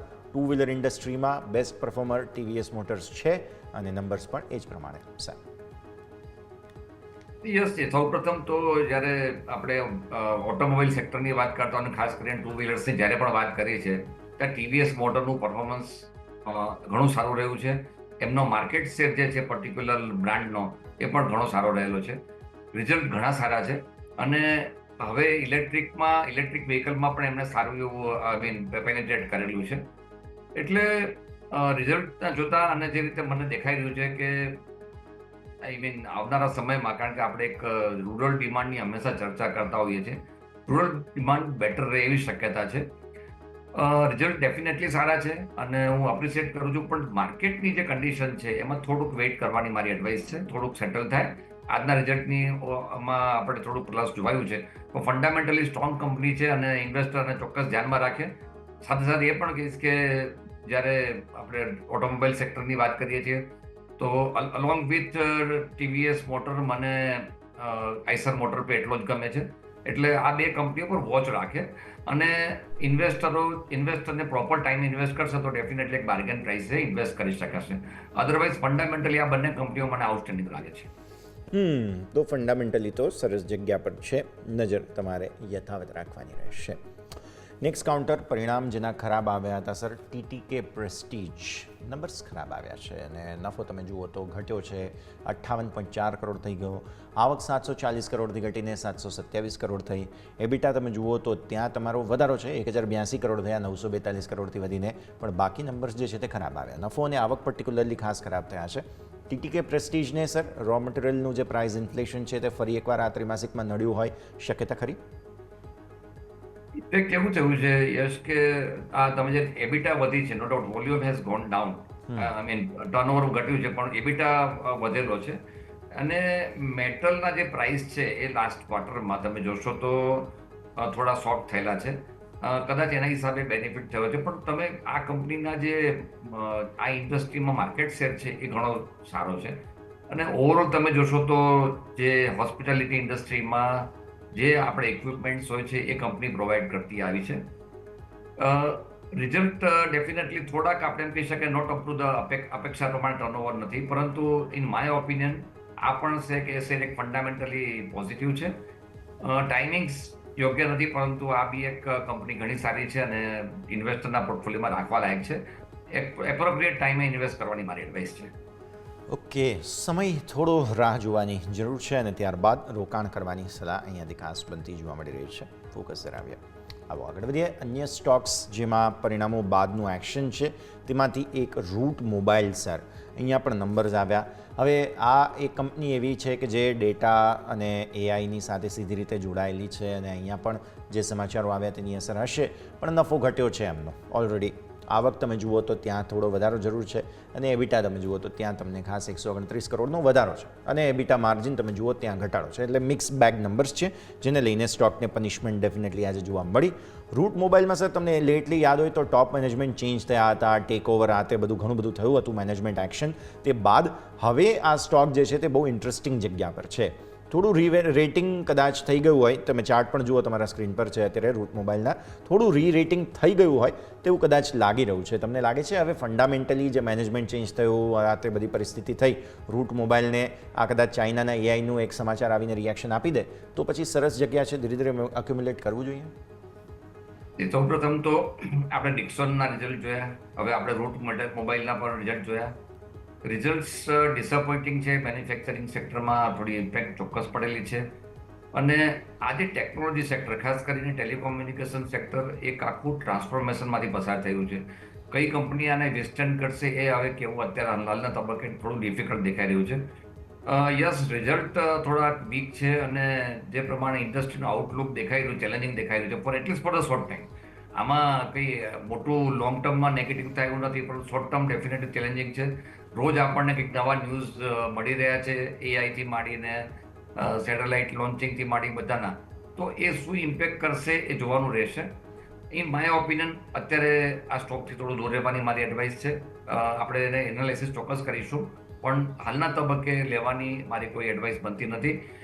કારણ કે આખું જે સેક્ટર છે એ ટ્રાન્સફોર્મેશનમાંથી પસાર થઈ રહ્યું છે અને એમાં ફિટેસ્ટ વિલ સર્વાઈવ. એટલે હજી આપણે એકાદ ક્વાર્ટરનો પણ એનો વ્યૂ કરીશું, એ પછી કોલ લઈશું. ઓકે, સો એટલા માટે થઈને રૂટ મોબાઈલ તમારા સ્ક્રીન પર આ પ્રમાણે હોવો જોઈએ. અચ્છા, આપણે એક મુદ્દે હજુ પણ વાતચીત નથી કરી અસીમ સર, અને તે છે rate sensitive share. Rate cut પહેલાંનો રેટ કટ એવું લોકોનું નરેટિવ છે ઓએમઓના જે સમાચારો આવ્યા તે, અને ડેફિનેટલી રેટ સેન્સિટિવ શેર્સે સેલિબ્રેટ પણ કર્યું. કદાચ હું જોઉં છું આધાર હાઉસિંગ ફાઇનાન્સ 8% ઉપર છે, Jammu Kashmir bank, M&M finance, Chola investment, એટલે બેંક્સ કરતાં કદાચ NBFCસે વધારે સેલિબ્રેટ કર્યું કે જેમના આ પરિણામોમાં આપણે જોયું હતું કોસ્ટ ઓફ ક્રેડિટ બહુ ઊંચી હતી સર. હવે આ ઓએમઓના સમાચારથી કોસ્ટ ઓફ ક્રેડિટમાં કેટલું ઇમ્પ્રુવમેન્ટ થશે એ પહેલાં તો થોડું ફંડામેન્ટલી સમજાવો, અને રેટ સેન્સિટિવ શેરને કઈ રીતે જોવા, કેમ કે કદાચ હવે ગવર્મેન્ટ અહીંયાથી હવે ડિફેન્સિવમાંથી ઓફેન્સિવ થાય, અગ્રેસિવ થાય તેવા કદાચ સંકેત આપવાની શરૂઆત કરી રહ્યું છે. તો આ બધા જે સેલિબ્રેશન થઈ રહ્યા છે તેને કઈ રીતે જોવું જોઈએ રેટ સેન્સિટિવ શેર્સમાં? એટલે પહેલાં તો આજે ઓએમઓથી કોસ્ટ ઓફ ક્રેડિટને ફરક પડશે કે નહીં એ સમજાવો, અને પછી આ સ્ટોક્સની ઇમ્પેક્ટ શું થઈ શકે? સૌપ્રથમ જ્યારે ઓએમઓની વાત કરતા હોય અને દરેક company as well as banks એ બધાને પોતાના જે એમના જે લિક્વિડિટી રેશિયો આરબીઆઈ સાથે રાખવાના હોય છે એ ગવર્મેન્ટ સિક્યુરિટીઝમાં હોય છે. અને જ્યારે આરબીઆઈ પોતે બાય કરવાની હોય તો સ્વાભાવિક રીતે માર્કેટમાં લિક્વિડિટી ઘણી સારી બને એવી શક્યતા છે. અને એ કારણસર સ્વાભાવિક રીતે જ્યારે 60,000 crores આપણી ઇન્ડસ્ટ્રીમાં પમ્પિંગ થાય બેન્કિંગ સેક્ટરમાં, તો એની લિક્વિડિટી ઉપર અસર પોઝિટિવ થાય, અને જે ક્રંચ કહી શકાય ક્રંચ થોડો ઇઝ થાય એવી શક્યતા છે. એટલે હું માનું ત્યાં સુધી આ એક પોઝિટિવ સ્ટેપ ગણી શકાય. અને આપણે કહ્યું બહુ રાઇટલી કીધું કે એનબીએફસીના મોટી પોઝિટિવ, કારણ કે એમાં જે સ્પ્રેડ છે એના ઉપર જ આખું ફોકસ થતું હોય છે. અને બેન્કિંગના નોર્મ્સ છે, જે એનબીએફસીના નોર્મ્સ આરબીઆઈના પ્રમાણે છે, આખું ડિટેલમાં આપણે ચર્ચા કરી શકીએ, પણ એના નોર્મ્સ છે કે જેમાં દરેક એનબીએફસી અને બેન્કે પોતાના જે ફંડ્સ છે એ ગવર્મેન્ટ સિક્યુરિટીમાં ઇન્વેસ્ટ કરવા પડતા હોય છે. તો લિક્વિડિટી ઇઝ થવાના કારણસર ડેફિનેટલી થોડું જે શોક થઈ શકે છે, વ્યાજના દર, કોસ્ટ ઓફ ફાઇનાન્સ થોડી શોક થઈ શકે છે. પણ મેઇન વસ્તુ એ છે કે જે ડિપોઝિટ, અને હું બેન્કિંગ સેક્ટરની વાત કરું તો ડિપોઝિટ અને લેન્ડિંગનો જે રેશિયો બિફોર 3 months બહુ જ આમ ક્રુશિયલ હતો, એમાંથી ઘણી બધી રિલેક્સ થયેલા છે. બેન્કો સારી એવી ડિપોઝિટ મોપઅપ કરી શકી છે. અને એ કારણસર બેન્કોમાં આપણે જોયું, પર્ટિક્યુલરલી આપણે ખ્યાલ હતો અગાઉના પ્રોગ્રામ આપણે ચર્ચા કરી હતી કે મને જે પબ્લિક સેક્ટર બેંક છે એના ફંડામેન્ટલ સારા લાગી રહ્યા છે. અને આજે લગભગ બધી જ પબ્લિક સેક્ટર બેંકે સારું પરફોર્મન્સ આપ્યું છે, ઇવન ઇન રિઝલ્ટ ઓલ્સો. એટલે રેટ કટ, પહેલાનો રેટ કટ શબ્દ ચોક્કસ કહી શકાય, કારણ કે જ્યારે લિક્વિડિટી માર્કેટમાં પમ્પિંગ થતી હોય તો જે ઓપન માર્કેટના ઓપરેશનથી રેટ થોડા સોફ્ટ ચોક્કસ થઈ શકે છે. બટ વી એક્સપેક્ટ કે આ વખતે આરબીઆઈ ડેફિનેટલી જો રેટ કટ કરશે તો ઇન્ડસ્ટ્રીને બૂસ્ટઅપ મળશે. ઓકે, સો વ્યૂ આ પ્રમાણે અહીંયાથી ખાસ ઇન્ડસ્ટ્રીને બૂસ્ટઅપ ડેફિનેટલી મળી શકે તેમ છે, અને એટલા માટે જ આજે રેટ સેન્સિટિવ શેર્સ હું બધા નામ લઉં તો જમ્મુ કાશ્મીર બેંક, આધાર હાઉસિંગ ફાઇનાન્સ, ચોલામંડલમ ઇન્વેસ્ટમેન્ટ, પછી તમે જુઓ તો bank of India, M&M finance, AU small finance bank, union bank, Bajaj finance, PNB, આ બધા જ સ્ટોક્સ જે છે ટોપ ગેઇનરમાં આ જ બધા આવી રહ્યા છે. પણ રેટ્સ સેન્સિટિવ કન્ઝમ્પશનની થીમમાં સર શોભા ધ્યાન પર આવી રહ્યો છે આજે, લગભગ 9.5% ઉપર સરસ તેજી છે શોભામાં. અને રિયલ એસ્ટેટમાં તમારા સાથે વાત થઈ છે કે નહીં ખ્યાલ નથી, પણ સર મેં પહેલાં પણ ચર્ચા કરી હતી, રવિ સર હતા ત્યારે એમની સાથે પણ વાત કરી હતી કે રિયલ એસ્ટેટ એવી જગ્યા બની ગઈ છે સર કે જ્યાં સિલેક્ટિવ પોકેટ્સ બહુ સરસ ચાલે છે, જેમ કે દિલ્હી NCR, બેંગલુરુ. હવે આ શોભા જે છે એમનું માર્કેટ પણ એવી જ રીતે છે જે સિલેક્ટિવ પોકેટ્સમાં છે. સ્ટોક ડેફિનેટલી સેલિબ્રેટ કરી રહ્યો છે. બધા રિયલ એસ્ટેટ સ્ટોક નથી ચાલતા, બધી જગ્યાએ ડિમાન્ડ સ્લોડાઉનના સંકેત પણ છે, પણ શોભા છે કે DLF છે કે આ જે મોટા મોટા પ્લેયર્સ છે, બ્રિલિયન્ટ પરફોર્મન્સ જોવા મળી રહ્યું છે. આજે શોભામાં સારી તેજી છે. જી બિલકુલ, આપણી સાથે પાસ્ટમાં ચર્ચા થઈ હતી કે જ્યારે રિયલ એસ્ટેટને આપણે એનાલિસિસ કરતા હોઈએ તો એ કંપની ક્યાં એમનું ઓપરેશન્સ છે એ ખાસ જોવું અગત્યનું એટલા માટે છે કે, અને મેઇનલી યસ એવું છે કે રિયલ એસ્ટેટમાં તમે જુઓ તો ઘણા બધા જે કહી શકાય એવા ઇન્ગ્રેડિયન્ટ્સ હોય છે, લાઈક કમર્શિયલ પ્રોપર્ટી હોય, હાઉસિંગ પ્રોપર્ટી હોય, કે પછી લીઝ ઉપર રેન્ટેડ પ્રોપર્ટીની વાત હોય. આ બધું એક કોમ્પોઝિશન બનતું હોય છે એટલે દરેક કંપની પોતાના જે બિઝનેસ હોય છે એમાં કોન્સન્ટ્રેટ કરતી હોય છે જોગ્રાફિકલી એઝ વેલ એઝ કયા ફોર્મમાં કામ કરે છે. એટલે ડાકે ડીએલએફ છે તો આપણે જોઈએ છીએ કે નોર્થન ઇન્ડિયામાં એમનું પરફોર્મન્સ ઘણું વધારે સારું હોય છે. બીજી બાજુ સાઉથમાં આપણે શોભા છે, પ્રેસ્ટીજ છે, એ બધી કંપનીઓ કામ કરી રહી છે. અને મારું મુંબઈમાં આપણે જોઈએ તો માઇક્રોટેક એટલે કે લોધા જે ડેવલપર્સ છે એ બધા નામ પ્રોમિનન્ટ નામ કહી શકાય. એટલે અત્યારે તમે જો ઓવરઓલ ઇન્ડિયામાં વાત કરો તો ઘણી જગ્યાએ કોમર્શિયલ પ્રોપર્ટીની ડિમાન્ડ થઈ છે, ઘણી જગ્યાએ રેસિડેન્શિયલ સારી છે, અમુકમાં એફોર્ડેબલ હાઉસિંગ સારું ચાલે છે. એટલે આ બધાના એક બંચની સામે જો તમે ચર્ચા કરો તો મારી દ્રષ્ટિએ શોભા સાઉથનું ઘણું સારું માર્કેટ કવર કરે છે અને it is a reputed name over there. એની પાસે ડિમાન્ડ પણ ઘણી સારી છે. અને જો નોર્થ ઇન્ડિયાની વાત કરતા હો તો ડીએલએફ સારું છે.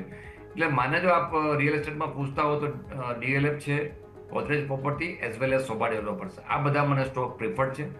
રેટ સેન્સિટિવ ચોક્કસ છે કારણ કે ઇમિડિયેટલી ઇમ્પેક્ટ કરતા છે cost of finance as well as જે બોરોવર્સ છે જે હાઉસિંગમાં બોરો કરે છે એમના માટે પણ છે. એટલે અગેન આ બજેટ એઝ વેલ એઝ બેંકની આપણે આરબીઆઈની પોલિસી આના ઉપર ફોકસ છે. પણ આ બધા ફંડામેન્ટલી ડેફિનેટલી સ્ટ્રોંગ શેરો છે.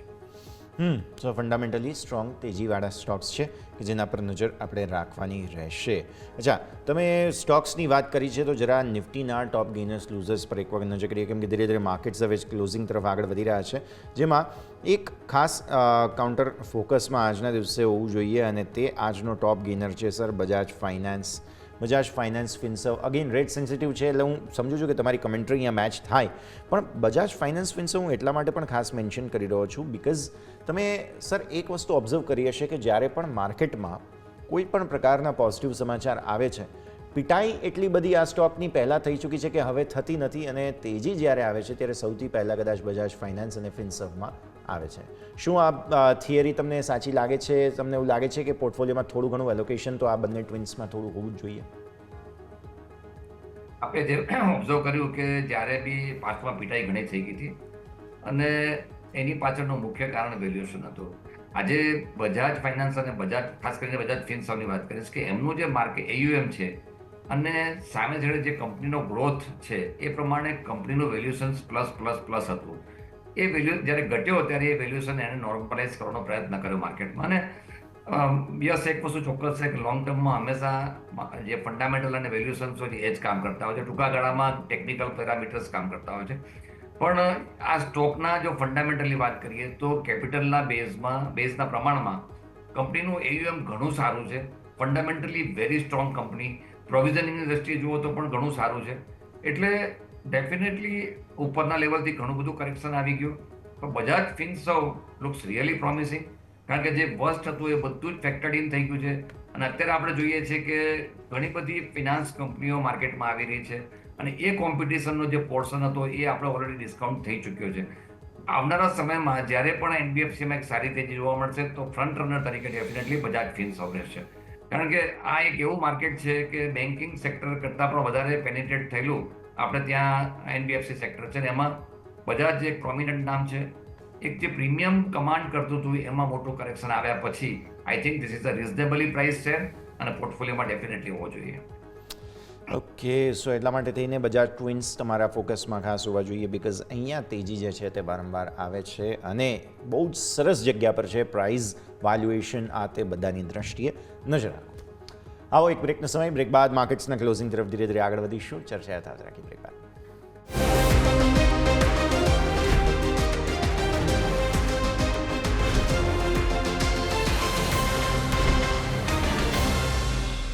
બ્રેક બાદ સ્વાગત. ભારતીય માર્કેટ્સ ક્લોઝ તરફ ધીરે ધીરે આગળ વધી રહ્યા છે અને એ પહેલાં અત્યારે આપણે જોઈ રહ્યા છીએ કે અમુક સ્ટોક્સમાં મૂવ આવતી જોવા મળી રહી છે જેના પર આપણે નજર રાખીએ. અને સૌથી પહેલું કાઉન્ટર જે ખાસ હાઇલાઇટ થઈ રહ્યું છે રિયલ એસ્ટેટ સ્ટોક્સ. ઇનફેક્ટ બહુ જ બઝિંગ છે.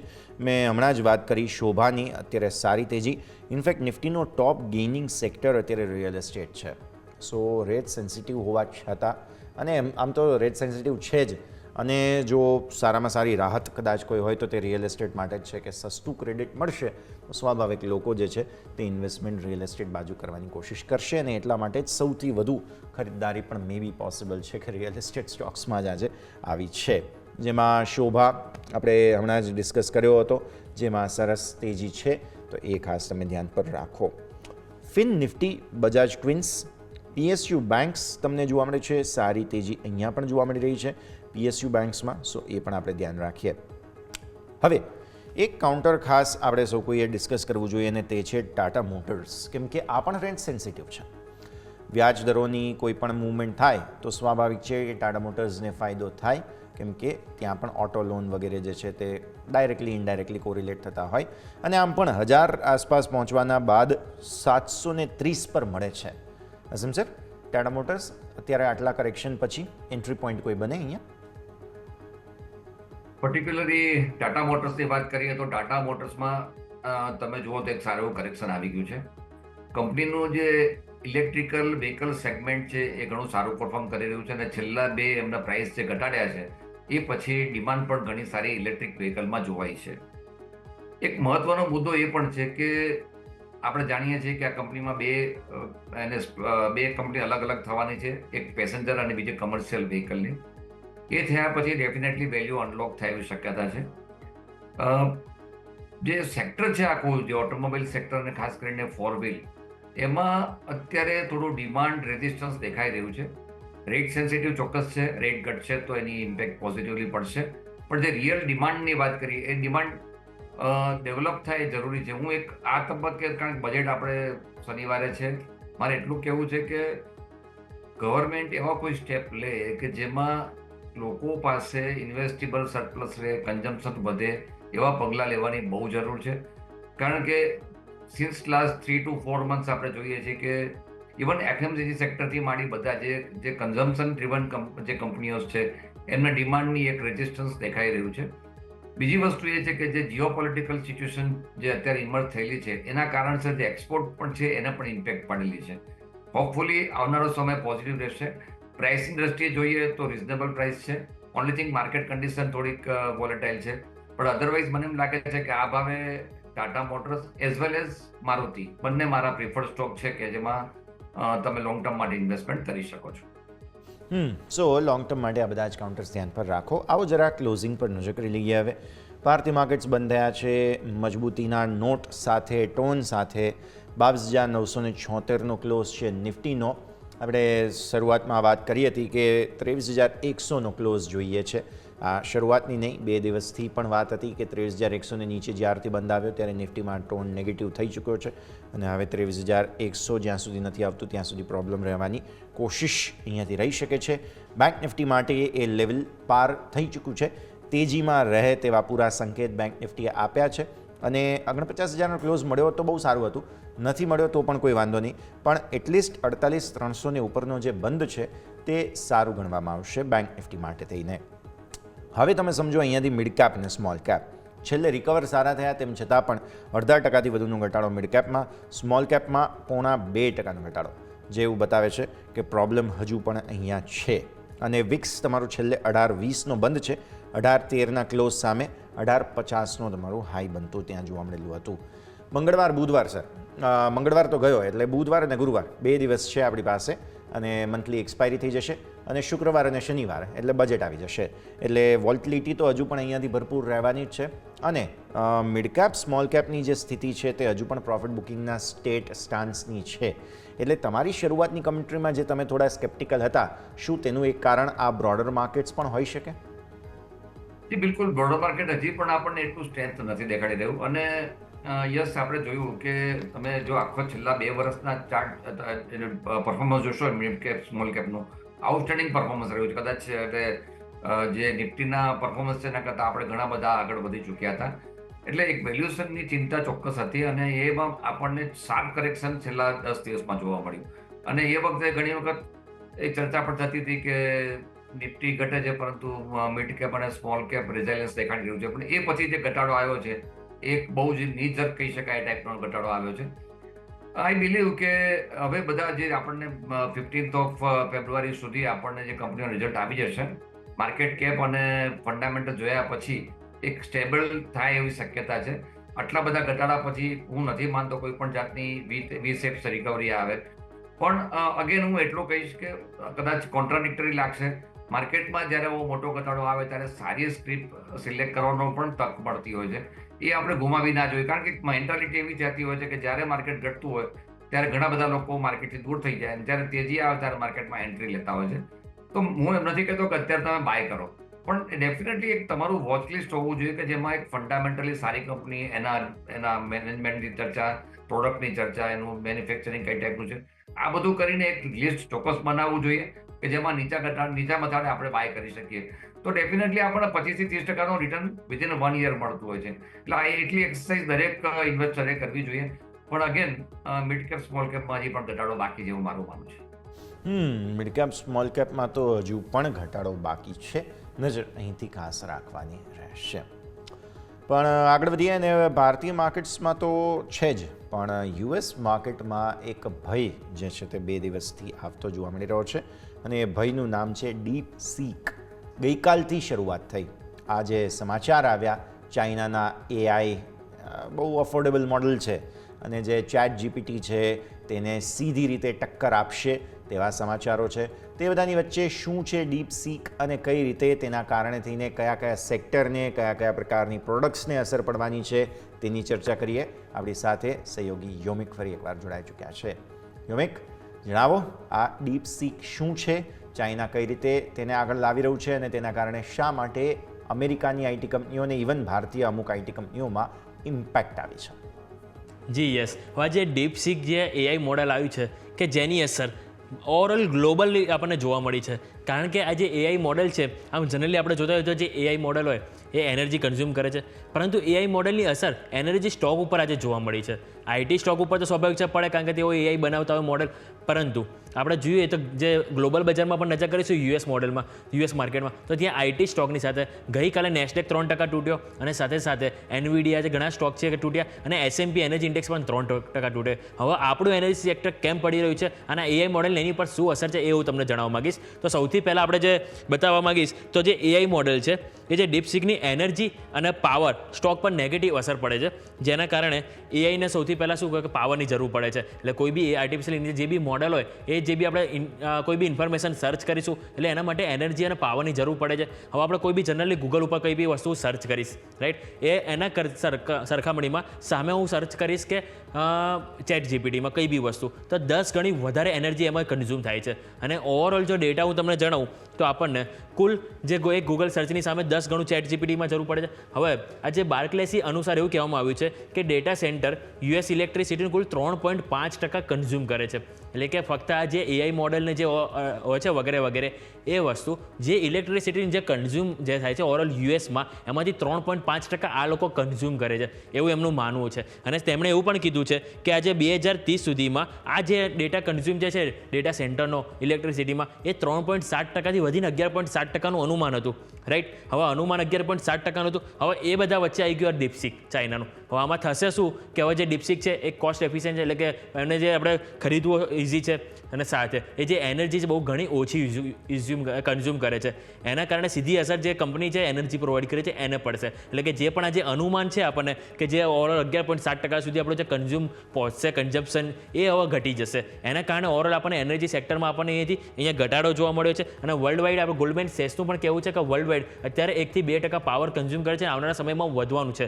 પરંતુ જો આ જે ડીપસીક છે સક્સેસફુલ જો અહીંયાથી ગયું તો આવનારા દિવસોમાં બહુ મોટી અસર આપણને એનર્જી સ્ટોક અને સાથે સાથે આઈટી કંપનીને પણ અહીંયાથી પડી શકે છે. અને આ જે ડીપસીક છે એ બાકીના જે એઆઈ મોડેલ છે અને સાથે સાથે એલએલએમ એના કરતાં અહીંયાથી તેઓ ઓછો પાવર અને એનર્જી કન્ઝ્યુમ કરે છે, જેના કારણે આપણે જોઈશું તો એસએનપી એનર્જી ઇન્ડેક્સ 3% તૂટ્યો હતો છેલ્લા 3 સેશનમાં. અને સામે આપણે ઇન્ડિયન એનર્જી એક્શન વાત કરીશું, નિફ્ટી એનર્જી ઇન્ડેક્સ જે છે એ આપણને એક અઠવાડિયામાં 7% તૂટી ચૂક્યો છે. આપણે ઓવરઓલ જો સ્ટોક પણ જોઈએ, સીજી પાવર છે, પાવર ગ્રીડ, વારી, પ્રીમિયર કલક વગેરે વગેરે જે બી એનર્જી સ્ટોક છે કે જેમાં ફક્ત એક મહિનામાં આપણને 35-35% ઘટાડો આવી ચૂક્યો છે. એટલે આ જે ડીપસીક છે એના કારણે આપણને ફક્ત આઈટી નહીં પરંતુ સાથે સાથે આપણને એનર્જી સ્ટોકમાં પણ અહીંયાથી એક નેગેટિવ અસર જોવા મળી છે. કારણ કે એ લોકોનો ફ્યુચરનો અહીંયાથી એક ભય આવી ગયો છે કે હવે જો આ એક સક્સેસફુલ ગયું તો આપણને એનર્જી સ્ટોકમાં ક્યાંક ને ક્યાંક હજુ પણ આ વધારે કમજોરી જોવા મળી શકે છે. એ કારણથી આપણને એનર્જી સ્ટોકમાં છેલ્લા એક અઠવાડિયાથી ખાસી એવી વેચવાલી જોવા મળી છે. યસ, ઓકે, તો આ સંકેતો છે. યોમિક, ખૂબ ખૂબ આભાર આપનો અમારા સાથે જોડાવા માટે થઈને. વિચાર કરો, અમેરિકાની ટેક જાયન્ટ કંપનીઓ જેના પર પોતાનું બિઝનેસ ચલાવી રહી હતી, જે મોડલ જેના માટે થઈને તેઓ ખાસા એવા બુલિશ હતા, એનવીડિયા, ચેટ જીપીટી, આ તે માઇક્રોસોફ્ટ તમે જોઈ લો, આ બધા જેના પર બિઝનેસ બિલ્ડ કરી રહ્યા હતા, કેટલું ફ્રજાઇલ છે બિઝનેસ. ખાલી એક પ્રોડક્ટ માર્કેટમાં આવી અને આખા માર્કેટમાં ઉથલપાથલ મચી ગઈ, જે બતાવે છે કે કોઈ પણ પ્રકારનો બિઝનેસ જે છે તે ક્યારે એટલો સસ્ટેનેબલ નથી હોતો, ક્યારે એટલો સ્ટ્રોંગ નથી હોતો. ગમે ત્યારે ત્યાં કંઈક ને કંઈક ઇમ્પેક્ટ આવતી જ હોય છે. બસ ફરક એટલો છે કે એમાંથી કઈ રીતે ઇવોલ્વ થઈને એ બિઝનેસ બહાર આવે છે. અસીમ સર, આ જ મુદ્દાને સમજીએ. અમેરિકાની કંપનીઓ બધી જ જે છે તેમાં ડીપસીક આવવાને કારણે થઈને મેજર ઇમ્પેક્ટ આવી છે. હવે આપણે સૌ કોઈએ સમજવાનું એ કે ચાઇનાનું આ બિઝનેસ મોડલ જે છે અને એઆઈનું મોડલ છે, બેઝિકલી તેને કેટલા લોકો એક્સેપ્ટ કરશે, કેમ કે ચાઇનાને અત્યારે તો થોડું જેને કહેવાય ને એક રીતે અલગ થલગ રાખવામાં આવી રહ્યું છે બિઝનેસમાં, પણ જ્યાં સસ્તાની વાત આવે અને પૈસાની વાત આવે તો કેટલા લોકો ક્યાં સુધી અવોઇડ કરી શકશે એ ક્વેશ્ચન છે.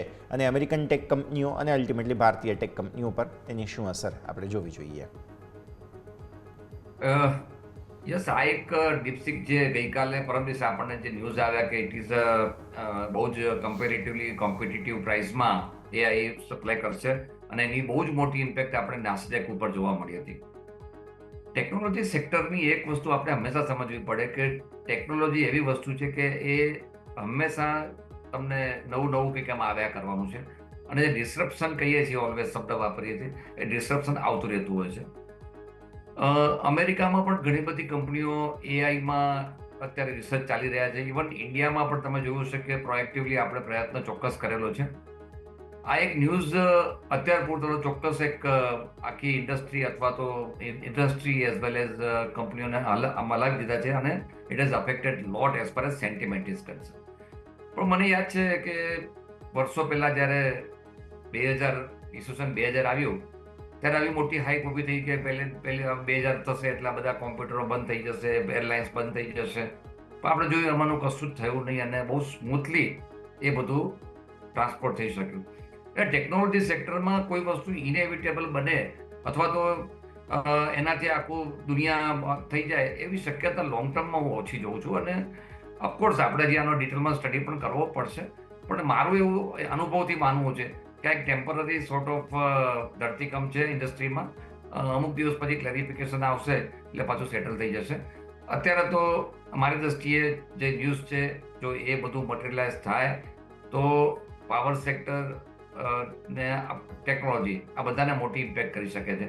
પણ બીજી વસ્તુ એ પણ છે કે જે ડેટા સેન્ટર ભારતમાં છે એને જો ઇનપુટ કોસ્ટમાં ફેરફાર પડે તો ફાયદો પણ થવાનો છે. દરેક કંપનીને આપણે એનાલિસિસ કરીશું કે કંપની કયા એરિયામાં કાર્યરત છે અને એની કોસ્ટમાં કેટલો ફેર પડી શકે. પણ હું હજી બી એવું કહીશ કે let's weight four another 7-10 or 1 month કે એમાં ખરેખર વર્લ્ડમાં કઈ ટાઈપના ડેવલપમેન્ટ થાય છે એ પછી આપણે લોંગ ટર્મનો વ્યૂ લઈ શકીએ. અત્યાર પૂરતા ન્યૂઝ થોડા ડેફિનેટલી ડિસ્ટર્બિંગ એટલા છે કે અલગ કંપનીને ડિફરન્ટ એની ઇફેક્ટ પડી શકે છે. બટ હું એવું માનું છું કે we should not jump to the conclusion, આપણે થોડુંક વેઇટ કરીએ. ક્લિયરલી થોડું વેઇટ કરવાની સલાહ અહીંયાથી ખાસ બની રહી છે. તો જેટલી પણ આઈટી કંપનીઓ છે તેના માટે થઈને આ પરિસ્થિતિ. અચ્છા, એક બહુ ઇન્ટરેસ્ટિંગ વાત સર આ રિસર્ચ રિપોર્ટમાં સામે આવી છે અને તે એ કે એનર્જી કંપનીઓને અસર પડશે. હવે આ જે ચેટ જીપીટી છે તેના એઆઈના ઉપયોગ માટે એનર્જી કન્ઝમ્પશન વધારે થાય છે અને જો આ ડીપસીકનો ઉપયોગ તમે કરો છો તો એનું એનર્જી કન્ઝમ્પશન પણ ઓછું છે. તો એવી પણ થિયરી ચાલી રહી છે કે ભાઈ એનર્જીના સ્ટોકમાં પિટાઈ થઈ ગઈ જબરદસ્ત. તમે જુઓ ભારતીય આઈટી કંપનીઓમાં તો છે જ, પણ ભારતીય એનર્જી કંપનીઓમાં પણ વેચવા લીધી ગઈ વગર વાંકે પિટાયા બિચારા કે ભાઈ આ એઆઈ આવશે એટલે તમારે એનર્જીનું કન્ઝમ્પશન ઓછું થઈ જશે. અરે ભારતીય આઈટી કંપનીઓમાં ડેટા સેન્ટરનું જે ડેવલપમેન્ટ થઈ રહ્યું છે આઈ અન્ડરસ્ટેન્ડ, પણ આટલો મોટો ઘટાડો સેન્ટિમેન્ટ વાઇઝ આવી જવો, આઈ મીન કઈ રીતે સમજવું સર? એનર્જી કંપનીઓમાં જે વેચવાલી આવી તેને કઈ રીતે સમજવું જોઈએ આપણે? માર્કેટને જ્યારે ઘટતા હોય ત્યારે કોઈ કારણ આપવું પડતું હોય છે અને આ એક એવું રિમોટ કારણ છે ભારત જેવા દેશમાં કે જ્યાં આપણે એનર્જીની તો we are always short of energy. આપણે તમે જોશો તો એ જરૂરિયાત કાયમ માટે રહેતી હોય છે અને માત્ર એઆઈમાં જ આટલું વપરાશે અથવા એનું કન્ઝમ્પશન ઘટશે એટલે કંપનીને અસર પડશે એવું માનવું ડેફિનેટલી ભૂલ ભરેલું છે. કારણ કે વી આર ડેવલપિંગ ઇકોનોમી અને આપણા ઇન્ડસ્ટ્રીમાં પાવરની રિક્વાયરમેન્ટ્સ ડે બાય ડે વધી રહી છે અને જે રીતે આપણે 5 ટ્રિલિયનની વાત કરી રહ્યા છીએ, મટીરિયલાઇઝ ક્યારે થશે, ટાઈમ વિલશે, પણ ડેફિનેટલી વી આર ગોઈંગ. તો એ વખતે તો આપણને પાવરની વધારે જરૂર પડવાની છે. એટલે આ વસ્તુ ભારતને બિલકુલ એપ્લિકેબલ નથી થતી. પણ મેં જેમ કહ્યું એમ જ્યારે માર્કેટમાં મોટો ઘટાડો આવતો હોય તેની પાછળ આપણે કારણ શોધતા હોય કે શું કેના માટે ઘટ્યું. પ્રોફિટ બુકિંગ હોઈ શકે, આવા ન્યૂઝ આવે. હવે આપણે જે વાયરસની વાત હતી અને શરૂઆત ત્યાંથી થયેલી કે વાયરસના કારણસર માર્કેટ ઘટી ગયું અને એ પછી તો બીજા રોજ નવા કારણ આવતા ગયા. પણ ઇનફેક્ટ એવું હતું કે વેલ્યુએશન્સ મોંઘા હતા. આપણે બી પાસ્ટમાં ચર્ચા કરી હતી, યશ આપને યાદ હોય તો, કે સપ્ટેમ્બર ઓક્ટોબરમાં કે વેલ્યુએશન બહુ મોંઘા છે, થોડું ધ્યાન રાખવાની જરૂર છે. માર્કેટે કરેક્શન આપ્યું છે અને આપ પણ જાણો છો ને બધા આપણા ઇન્વેસ્ટર પણ જાણે છે કે ઇન્વેસ્ટમેન્ટની સાયકલ હોય છે અને એમાં કરેક્શન આવતું હોય છે. It's a part and parcel of the market. પણ પછી હવે કારણ આપણે આવું આપીએ કદાચ ઘટશે, સમટાઈમ્સ એ મગજમાં ના ઉતરે, પણ કરેક્શન ડેફિનેટલી આવ્યું છે. એટલે હું આને કોઈ લિંક નથી કરતો પર્સનલી. સો કોઈ લિંક અહીંયાથી ખાસ એવી રીતે બનતું નથી, પણ હા ડેફિનેટલી સમાચારો જે છે જે ફ્લોટ થયેલા છે જે તમારા સુધી પહોંચવા જરૂરી છે એ અમે અમને ખાસ પહોંચાડ્યા. અમુક મિડ કેપ આઈટી સ્ટોક્સ આપણે મેન્શન કરી જ લઈએ સર. નેટવેબ ટેકનોલોજી લોઅર સર્કિટ પર લોઅર સર્કિટ, કૈનસ અથવા તો કૈન્સ જે કૈન્સ ટેક કરીને છે સ્ટોક 11.5% નીચે. આ સિવાય એક કાઉન્ટર હતું લગભગ, તેમાં પછી ખરીદદારી આવી ગઈ, તે છે ન્યૂજેન સોફ્ટવેર. યસ 5.5-6% નહીં, એ આજનો. બાકી ન્યૂજેનમાં તો લગભગ 2 દિવસ લોઅર સર્કિટ લાગી અને ત્યારબાદ ખાસું એવું કરેક્શન અહીંયા જોવા મળેલું છે. સો આ મિડકેપ આઈટી સ્ટોક્સ અમુક છે કે જે આ સમાચારો આવ્યા એ પહેલાંથી ઘટવા લાગ્યા હતા અથવા તો હવે સમાચારો આવ્યા બાદ ઘટી રહ્યા છે. કોઈ જગ્યા તમને પસંદ અત્યારે ફિલહાલ પરસિસ્ટન્ટ સિસ્ટમ પણ ઇવન છે, કોફોર છે, જે બધામાં પણ કરેક્શન રિસેન્ટલી જોવા મળેલું છે આ સમગ્ર સમાચારોમાં. હા, આ સમાચારો જે છે તેની સાથે સાથે જે પેલા ટેરિફની વાત છે કદાચ તેની પણ થોડી ઇમ્પેક્ટ આ બધા સ્ટોક્સમાં આવી છે. યસ, એક વસ્તુ ચોક્કસ છે, માર્કેટનું સેન્ટિમેન્ટ પડાયેલું છે અને એમાં પર્ટિક્યુલરલી આ ન્યૂઝ ટેકનોલોજી સેક્ટર માટે એક વખત નેગેટિવ પુરવાર થઈ રહ્યા છે. કોઈ પણ જ્યારે આજે ઇન્વેસ્ટર હોય અને કોઈ નેગેટિવ ન્યૂઝ આવતા હોય તો પ્રોફિટ બુકિંગ કરવાનું હંમેશા એક મેન્ટાલિટી છે. ખાસ કરીને જે મોટા HNI છે કે મોટા ફંડ ધરાવે છે એ તો તરત પ્રોફિટ બુક કરી લે અને પછી જ્યારે ક્લેરિટી આવે ત્યારે ફરીથી બાય કરવાની ઓપોર્ચ્યુનિટી બનતી હોય છે. હાલના તબક્કે જે રીતે રિઝલ્ટ આવ્યા, જીવન તમે આપે જે વાત કરી Kaynes technology, it's a really outstanding company અને એનું પરફોર્મન્સ થ્રુઆઉટ સારું રહેલું છે. પહેલી વાર આટલું મોટું કરેક્શન આપણને જોવા મળ્યું છે. સિમિલરલી જેનસ્ટારના બી રિઝલ્ટ ઘણા સારા આવ્યા હતા. કોફોર્ટ તમે જુઓ, આ બધા મોટા કરેક્શન આવી ગયા છે. હવે જે આ ન્યૂઝ છે એની ઇમ્પેક્ટ દરેક કંપનીને નાના મોટા અંશે કઈ પડશે એનો આપણે એનાલિસિસ કરીશું. પણ જ્યારે ઘટાડો આટલો આવ્યો છે એક સામાન્ય લોજિક જે ઇન્વેસ્ટમેન્ટનો હોય છે કે જ્યારે ઉપરથી પડતું હોય તો વચ્ચે હાથ નાખવો ના જોઈએ. આપણે વેઇટ કરીશું. પણ ઓનેસ્ટલી સ્પીકિંગ હું આટલો બધો નેગેટિવ આ બધા સેક્ટર માટે નથી. પ્રાઇસ ફેક્ટરિંગ છે, પ્રાઇસ છે, રિયાલિટી છે. એટલે આપણે પ્રાઇસ જે એક સેટલ થયા પછી મારી દ્રષ્ટિએ તો બાઇંગ ઓપોર્ચ્યુનિટી કૈન્સ છે, જેનસ્ટાર છે, પરસિસ્ટન્ટ સિસ્ટમ છે, કોફોર્ટ છે, આ બધા ફંડામેન્ટલી વેરી સ્ટ્રોંગ કંપની છે. બાઇંગ ઓપોર્ચ્યુનિટી સમજવી જોઈએ મારી દ્રષ્ટિએ. ખરીદવાની સલાહ અહીંયાથી ખાસ બનતી જોવા મળી રહી છે તમને. આ બધા જ સ્ટોક્સ મિડ કેપ આઈટીની આપણે અહીંયાથી ખાસ વાત કરી જેના પર તમારું ફોકસ હોવું જોઈએ. આગળ વધીએ. નેક્સ્ટ રાઇટ્સના રિઝલ્ટ્સને એક વખત ડિસ્કસ કરી લઈએ સર. રેલવે સ્ટોક્સ અને એમાં પણ તમે જુઓ તો 15.1% ઘટાડો નફામાં આવ્યો છે. આવક જુઓ 15.7% ઘટી છે. એબિટા તમે જુઓ તો 30.5% ઘટ્યા છે અને માર્જિનમાં પણ ઘટાડો છે. ગવર્મેન્ટનું ઇન્ફ્રાસ્ટ્રક્ચર કેપેક્સ વગેરે પર સ્પેન્ડિંગ કંટ્રોલમાં રહેશે જ્યાં સુધી રૂપિયા પર અને જ્યાં સુધી ગ્લોબલ જે અનસર્ટેનિટીઝ છે તેમાં કંઈ સુધારો નથી આવતો, એવી અમુક થિયરીઝ પણ છે. અને બજેટમાં કદાચ કેપેક્સના સ્પેન્ડિંગમાં થોડા મે બી કઈ રીતે સરકાર એને ટેક લે છે એ જોવું રહેશે. બટ તેના કારણે સ્વાભાવિક રાઇટ્સના માર્જિન અને પરિણામોમાં ઇમ્પેક્ટ સો ફાર આવી છે, પરિણામોમાં જોવા મળી પણ રહ્યું છે. કઈ રીતે સમજીએ સર?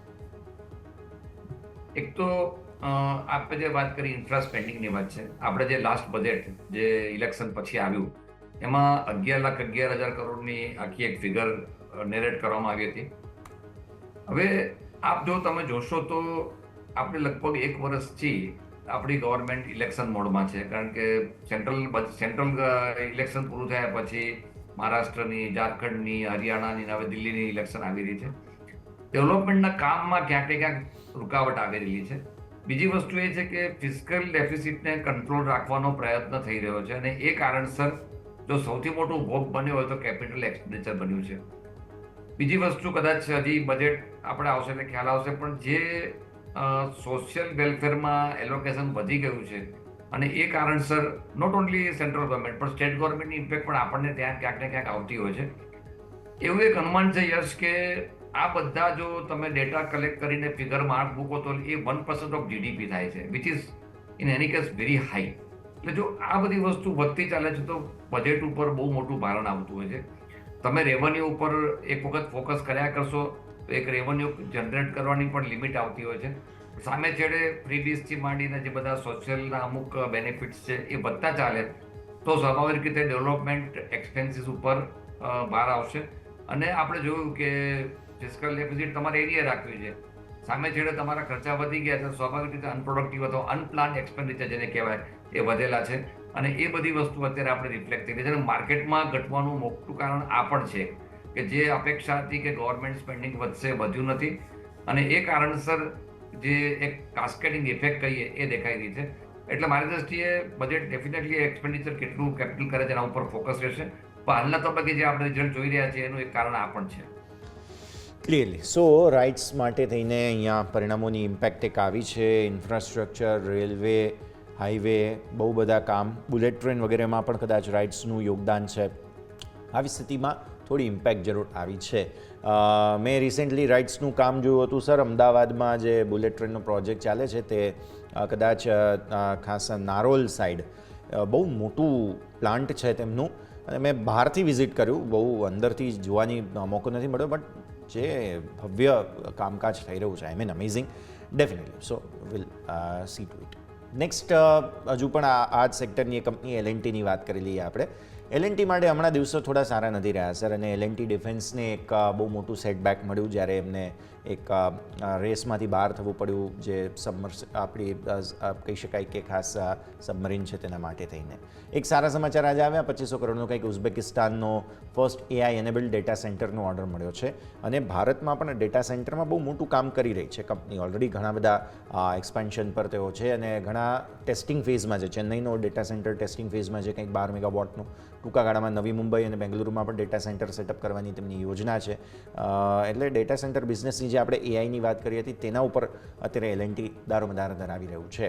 તો રિસેન્ટ ફોલમાં કઈ રીતે જોવો જોઈએ આપણે L&Tને? તો પ્રથમ તો જે ઓર્ડર એમનો ગયો એ ડેફિનેટલી કંપની માટે નેગેટિવ ન્યૂઝ ગણી શકાય. કારણ કે L&Tનું જે ડિફેન્સ ડિવિઝન છે ઘણું સારું કામ કરી રહ્યું છે. પણ ઇટ્સ અ કોમ્પિટિટિવ બીડ હંમેશા થતું હોય છે. પણ એને કદાચ બાદ કરીએ તો કંપની પાસે ઓર્ડર બુક પોઝિશન બહુ જ સારી છે. અને હું એવું માનું છું કે જે ડેટા સેન્ટરની વાત તમે હમણાં હાઇલાઇટ કરી, future is definitely data centre છે અત્યારે. અને આ એક મોટો બિઝનેસ થવાથી તરફ જઈ રહ્યા છીએ આપણે. અને apart from this defence deal એ બીજા બધા તમે જો ઓર્ડર જોશો તો કંપની પાસે ઘણા સારા ઓર્ડર છે. આ પ્રાઇસે તો હું માનું છું બહુ જ રિઝનેબલ પ્રાઇસે આ સ્ટોક મળી રહ્યો છે. જે ઇન્વેસ્ટર લોંગ ટર્મ માટે ઇન્વેસ્ટ કરવા માંગે છે એમના માટે આ ગોલ્ડન ઓપોર્ચ્યુનિટી છે. મારી દ્રષ્ટિએ તો આ એક બાયનો કેન્ડિડેટ છે અને one should definitely buy at this price. એની પાસે પ્રોજેક્ટ ઇમ્પ્લિમેન્ટેશનથી માંડી અને ઓર્ડર બુક પોઝિશન બંને સારી છે. એટલે હું તો પોઝિટિવ છું. હા, માર્કેટ ઘટ્યું છે અને એમાં કરેક્શન આવ્યું છે એ એક નોર્મલ ફીચરને સમજીને આવા ટાઈમે ઇન્વેસ્ટમેન્ટ કરવાની સ્ટ્રોંગ મારી એડવાઇસ છે. તો વ્યૂ આ પ્રમાણે અહીંયાથી ખાસ જોવા મળી રહ્યું છે, નજર રાખવાની રહેશે. આગળ વધીએ. ફાર્મા સ્ટોક્સ ઓલરેડી આપણે ડિસ્કસ કરી ચૂક્યા છીએ અહીંયાથી ખાસ, એટલે તેના પર તો ફોકસ નથી. બટ હજુ એક રેલવેમાંથી રેલટેલ સ્ટોક છે કે જે ડિસ્કસ કરી લઈએ. 4% ઘટાડો હતો. ત્રીજા ત્રિમાસિકમાં કંઈક નબળા ઓપરેશનલ પરફોર્મન્સ જોવા મળ્યા છે અને માર્જિન ઘટ્યા છે. બેઝિકલી પ્રોજેક્ટ કોસ્ટ ઇન્ક્રીઝ થયા અને ટેલિકોમ્યુનિકેશન લાયસન્સ ફીઝ છે તેના કારણે માર્જિન પર અસર પહોંચી છે. લાયસન્સ ફીઝની અસર સર એક ત્રિમાસિક પૂરતી ટેમ્પરરી જોવી જોઈએ કે થોડું એનું પર્ટેનિંગ ઇફેક્ટ પાછળ પણ આવતી હોય છે? મારું એવું માનવું છે કે જે આપણે રેલવેની આપણે ચર્ચા કરીને આપણે એ વખતે રીટ્સની પણ વાત કરી કે મોટો એમનો પ્લોન છે. યસ, બહુ જ એમ્બિશિયસ પ્રોજેક્ટ આપણે રેલવેના જોયા છે અને રેલવેના જે એરિયા છે એમાં પણ ઘણું સારું કામ થઈ રહ્યું છે.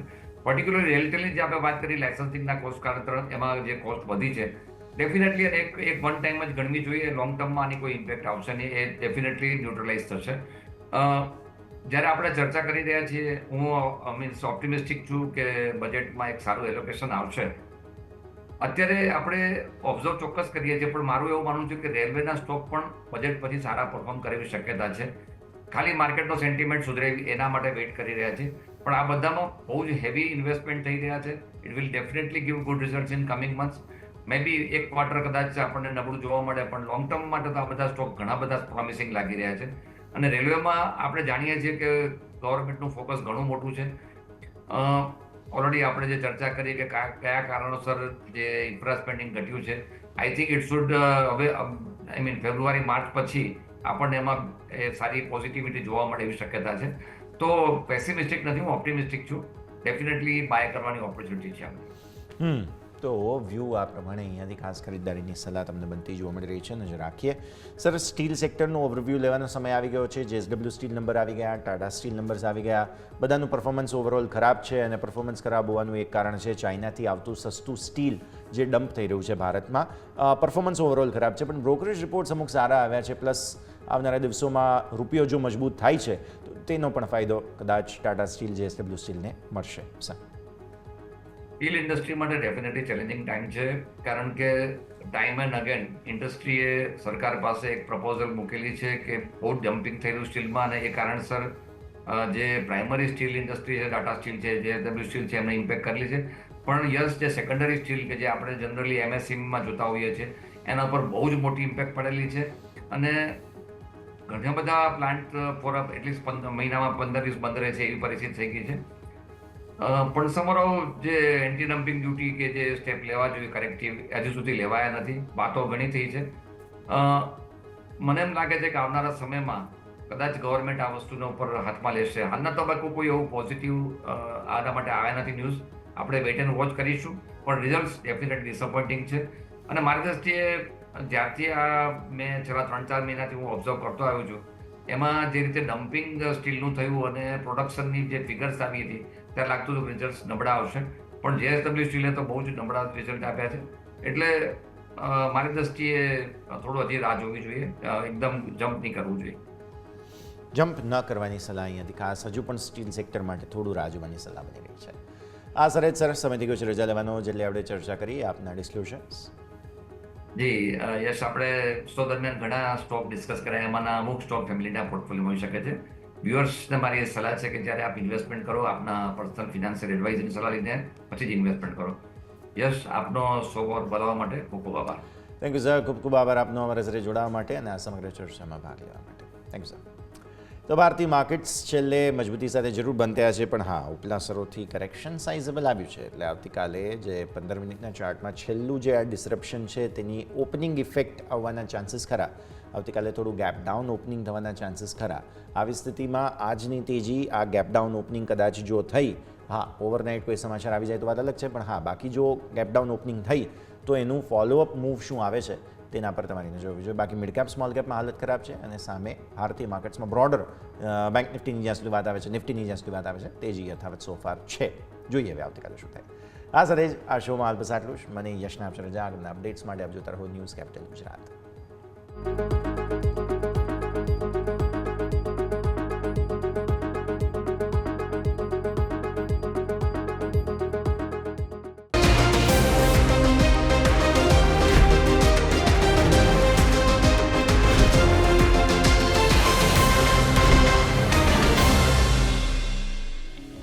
Closing capital presented by Tradebulls. अब ट्रेडिंग सबके बस की बात है. को powered by Net Protector. Protect your digital life.